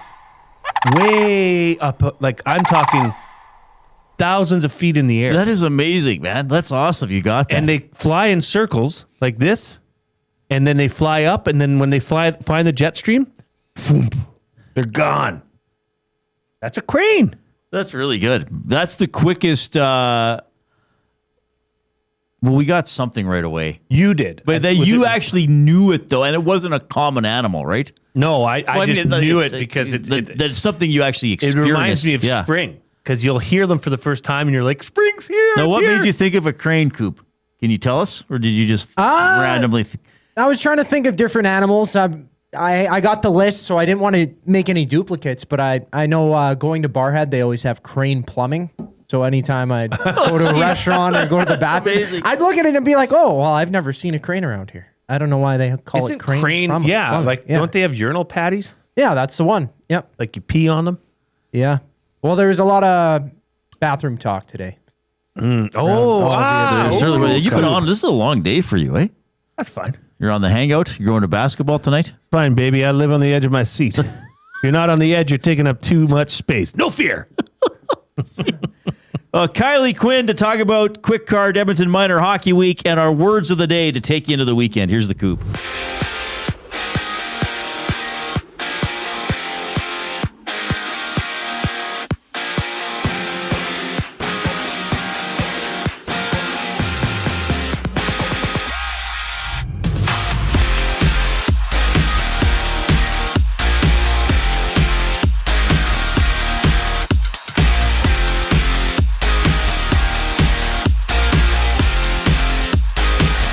The Dolphins have hired John Eric Sullivan as their next general manager. Sullivan spent the past 22 years with the Packers, most recently as the team's vice president of player personnel. And in college ball, just about to get underway, Indiana and Oregon clash in the Peach Bowl. Over in the NBA, there's a trio of games underway. The Raptors down 37-30 against the Celtics at the end of the first quarter. No Brandon Ingram or Scotty Barnes for Toronto. And with a trio of games in the NHL, Connor Bedard is back for the Blackhawks to play the Capitals. Bedard has been sidelined since December 12th with a right shoulder injury. In other action, it's LA facing Winnipeg. The Kings are the Oilers' next opponent? Well, the Blues and Mammoth dance. And Canada has released this year's women's Olympic hockey roster. Marie-Philippe Poulin, Sarah Nurse, and Bruderheim, Alberta native Emmerance Mashmeyer among the 23 players to be named to the squad. We get the scoop on the quick card. Edmonton Minor Hockey Week next on The Reid Wilkins Show. I'm Zachary Kubish, keeping you in the loop. Our subs are freshly toasted, stacked high, and crafted to satisfy. Each sub is piled high with premium meats, melty cheese, and toasted to perfection. Firehouse Subs brings bold flavor to every bite, all served on a freshly toasted roll. But we're not just feeding Edmonton, we're fueling it. Dig into the brisket hat trick, piled with slow-smoked brisket and melty cheese. Or go to the Firehouse Subs fan favorite, the Hook and Ladder. Made to order with smoked turkey, honey ham, and Monterey Jack cheese on a perfectly toasted roll. With 15 Firehouse Sub locations across Edmonton and the greater area, it's easy to grab a hot and hearty sub close to home. Firehouse Subs. Hot, hearty, made to satisfy. Hi there. If you're like me, you like to picture yourself in luxury, even though there's absolutely no way you can afford it. And if you can, well, even better. Thankfully, I picture myself in something that is luxury, but still absolutely affordable, like the all-new Mazda CX-90 from Park Mazda. With the new luxury features like facial recognition settings and quilted detail Napa leather seating, I can pretend to be comfortable with all of my proper settings activated without even touching a button, thanks to Mitch Lewicki and the great staff at Park Mazda. I like to picture Mitch Lewicki as a ninja fighting off evil samurai. Park Mazda, your dealer for life in Sherwood Park off Y Road, parkmazda.ca. Your brand deserves more than just a whisper, it deserves a buzz. At the Hive Product Marketing, they specialize in promotional products that bring the buzz. From eye-catching giveaways to unforgettable keepsakes, they got the perfect products to make your brand stand out and get noticed. Visit the Hive Product Marketing and let them create the buzz your business deserves. The Hive Product Marketing, the official merch partner of Edmonton Sports Talk. Visit them online at thehiveproductmarketing.com. Looking for a winning strategy for your retirement? Contact me, Joaquin Gage at K4 Financial, where expertise meets dedication. I will always look for a careful approach to your retirement, ensuring your financial future is secure. From tailored strategies to clear, actionable advice, I'm here to guide you every step of the way. Don't leave your future to chance. Get in touch with me, Joaquin Gage, today at k4financial.ca or email joaquin.gage@k4financial.ca to start planning for a brighter future and a more secure retirement.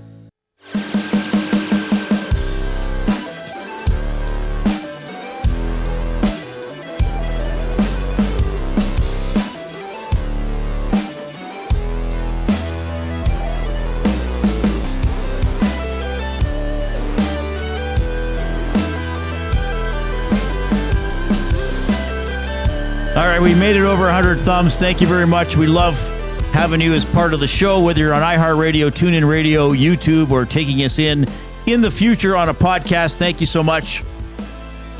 Tomorrow, 10 a.m. until noon, Hello Hockey with Tom Gazzola and Sean Bell. Jerome McGinley will be one of their guests. And then Tom hosts the GCL Diesel Oil Stream pregame show at 7, leading into the Oilers and the Kings. That game will start at 8 o'clock. Edmonton Sports Talk is presented by Play Alberta. Why settle for less when you can have it all? Only Play Alberta brings you casino games, live dealers, lottery, instants, and sports betting all in one place. Jay's got a couple ambitious wagers up there. Not ambitious. Interesting. Not as ambitious as the silliest. Yeah, what is it? 8,000? My word. I don't even know if I could pronounce the names. Okay. It's plus 8,300. Oh, jeez. Okay. So it's Giant Slalom, Adel Bowden winning margin of 0 to 0.14 seconds. Colorado Avalanche to win in regulation and 6+ total goals. I believe that's Harry Kane, first goal, and Monangai, anytime touchdown. Oh, yeah, that's the running back. I think the backup running back for the Chargers. Oh, wow. Okay. I don't know. I mean, this is plus 8,300. That's a big one. Okay, that's fun. Worth All the right, tinkle. PlayAlberta.ca, Play Alberta app. Look for EST specials. We ready, Cooper? Still need a minute. We're good. Okay, awesome. Quick card Edmonton Minor Hockey Week. Great event. Kylie Quinn with Hockey Edmonton. She's the Director of Marketing and Communications, is joining us now. Kylie, it's Reid and Jay. How are you? Hi, guys. I'm doing well. How's it going for you? We're doing very well. Thanks for hopping on with us. I know it's a very busy time. Is it already off and running, or is it starting tomorrow? Starts tonight. Starts 10 days of pure fun. Mm-hmm. Okay, so what are we looking at for teams and players and all that, and rinks and all that fun stuff? You bet. I'm sure most people know if you grew up in the city here, but if not, Quick Card Edmonton Minor Hockey Week is one of the world's largest and longest running ice hockey tournaments. So this year we're actually looking at 13,500 players, which is an insane amount of players coming out. They're going to be playing 23 arenas on 31 sheets of ice, and that's 698 teams that are vying for those 65 championship final games on our final weekend. So basically taking over the whole city plus some. Amazing stuff. I know there's something special about this year's tournament. I mean, it will be missing somebody, but what can you tell us about Mr. Central? Oh, Reid, I have such a tough time talking about Bill Ross, Mr. Central, because I just feel like I'm not going to do his legacy justice. He was such a remarkable man, and his loss is just truly devastating for us. So for those that don't know, Mr. Central built our central headquarters and manned that for 50 years. And then after he was done volunteering, he still came around for the next 10 years unofficially volunteering. And he came to every press conference, every opening ceremony. He checked in at all of the rinks across the city to make sure things were going smoothly. So without him, we're just feeling that loss. He was such a pillar of our hockey community. So as a small way to honor him this year, we have named him as the honorary chair. And if you know Bill Ross, or if you Google him, or you look back at old event magazines, he always had this bright blue coat on, and you could spot him anywhere in the rink because he had this bright blue jacket. So as a small way to honor him too, we are all wearing our blue ribbons with his name embossed on it to keep him close to our hearts this event. Yeah, that's awesome. Thanks for sharing that, Kylie. And one thing I've always enjoyed about Minor Hockey Week is the Wayne Gretzky Award recipients. I've interviewed a few over the years, but these are always some youngsters who are doing some special things, not just at the rink, but away from the rink. So I assume this goes on. This is part of a scholarship program, isn't it? Yes. So the Wayne Gretzky Awards are given out to 3 athletes during Quick Hard Edmonton Minor Hockey Week who, as you mentioned, are leaders on and off the ice. And this year, thanks to the Edmonton Oilers Community Foundation, all 3 recipients also received a $1,000 scholarship.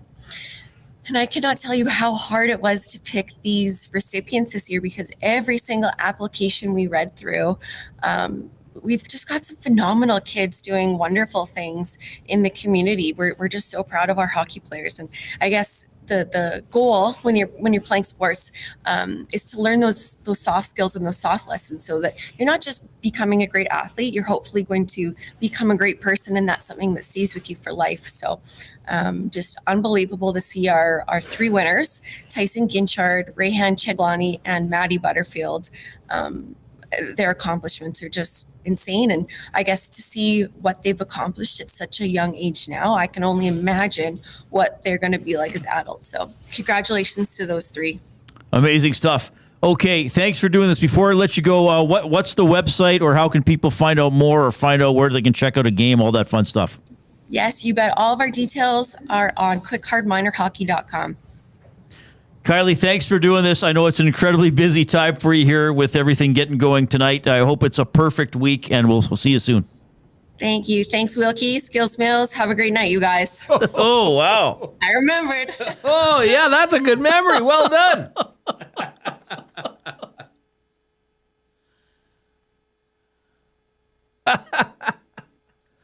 Skills Mills. That was a name that came out of university by the hockey guys. All the hockey guys at UofA. Well, how does she know it? I think it came up on the Hangout. Oh, did it? Okay. When she was in a while back. Oh, there it is. Okay. That was awesome. Skills Just drop Mills. that in there. There you go, Kylie. Yeah. Now we're talking. That was perfect. Wow.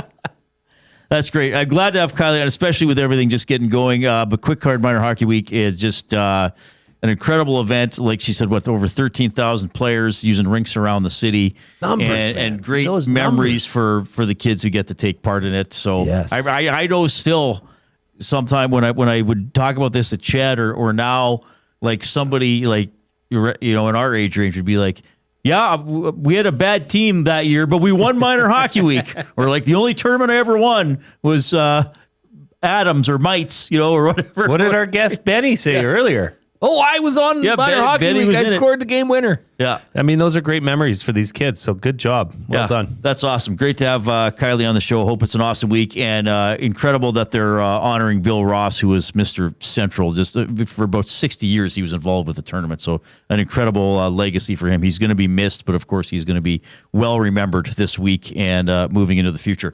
All right. So we've made it through the week and through a very sometimes chaotic broadcast day here. I mean, the hangout was getting out of control. The hangout was getting a little out of control. It was getting personal. It was getting personal. Mm-hmm. I was pretty okay, don't tell anybody this. I'm quite thankful I got garbage duty. It's actually not that taxing. You just got to be responsible and stay on it. Though I found out there is a garbage can in the building I wasn't told about. And Matthew's like, "Oh yeah, I've just been emptying it." Well, that's not the point. The point is somebody gets a job and takes care of that job. Like if he would have told me, "Hey, you're doing a good job keeping up on everything, but you're missing," what would have been my reaction? My apologies. Like, sorry, Yeah, I missed that. I'll get it. I'll be better. Yeah, but I kind of hope I stay on garbage duty. Well, did you hear what's happening now? Because we have our staff meeting coming up the 21st. Yeah, and I'm going to say I want to stay on garbage duty.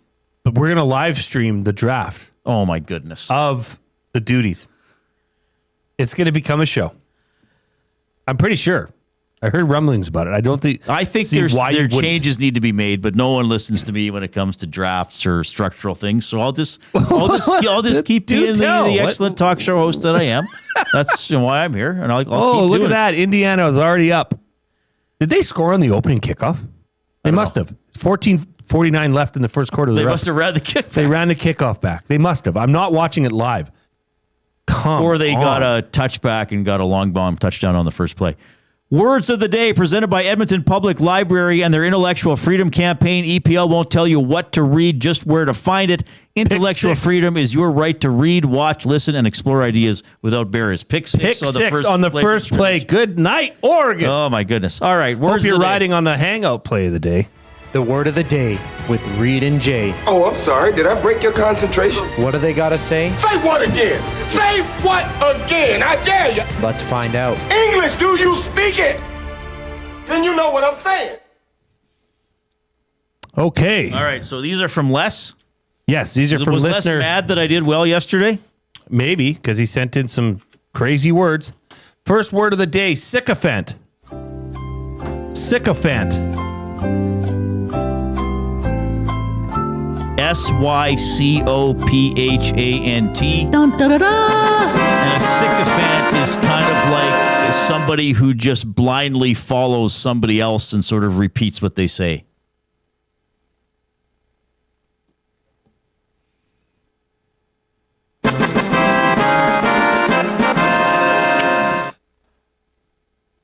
Nothing ceases to amaze me with you, Reid. Yeah, after you're telling me, well, you're going to suck today, Wilkie. A person who acts obsequiously towards someone important in order to gain advantage. So, for instance, I didn't quite get it. Because he is high-ranking, he's surrounded by sycophants. I think you did. What was your definition? That's someone who just blindly follows and repeats what a leader does. Yeah. So I didn't have the motivation behind it. But you were there. I don't think I quite was there, actually. I don't think that's a full... Well, Les is in the chat. Okay, Les what do you think? Clearly, I got the spelling. I don't think that's a full point for the definition. It probably should be at least a half. I don't think it's a full. He says suspect. No, I think he's predicting. He says, he's saying, I suspect. He's predicting I'm going to get 2.5. I think he can give the ruling for how many points I get for the definition of sycophant. Yeah, you'd give me a 1. I would not give myself a 1. I was going to bump it down to a 1 point Mangiapane. 1.18. Or 1.88. Okay, that's also pretty high. We'll see what Les says, okay? I'd probably give myself maybe a 1.6. That's it? Well, because it specifies that the people who are doing that are doing it for personal advantage, whereas I'm just saying they're basically parroting just because they're easily led and they want to follow. Okay, we'll see what he says. Second word of the day: synesthesia. Woo-wee! Synesthesia.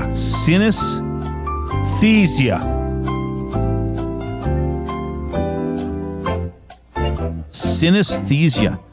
Well, I do not have any experience with this word. Okay, well, I'm going to trust. You always say trust the first thing I wrote down, though I think this is overly simplistic. Sinusthehsia. I just spelled it synesthesia. Does it have a Y in it? Is it SYNISUSIZEZ? Synesthesia. Oh.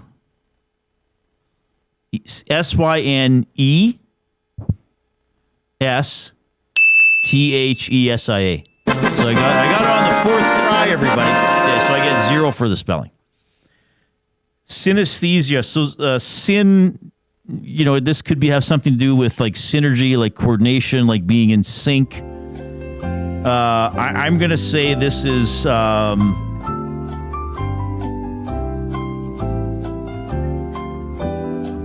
I'm going to say this is the process of coming into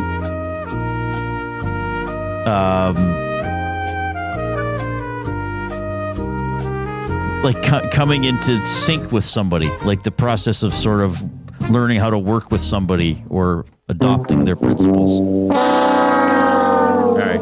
I don't even know if a sentence will help you, but here it is. Her synesthesia made her see bright colors when listening to classical music. Oh, it's somebody who sees color, who can turn sound into color, into vision, or the process of doing so. Here's the definition, okay? The production of a sense impression relating to one sense or part of the body by stimulation of another sense or part of the body. Oh, so it's not just vision. Yeah, okay, I didn't get that. Ooh, looks like Reid spoke too soon. 1.88 out of 4. Les sweet. Well, Les thought I would get 2.5. Les, I let Les down. I think Les said he would have given me a full point, though. I love Matt Hyman. I'm in love with the baby. Come pray with me. That's amazing. Okay. Well, we have toughed it out through another week. 10 a.m. tomorrow, Hello Hockey. 7 p.m. tomorrow, GCL Diesel Oil Stream pregame show, Oilers and Kings. Jay and I are going to the Saville Center, unbeaten showdown between the Pandas and the Huskies. On behalf of the Coob and the Glue Guy, I'm Reid. Take care.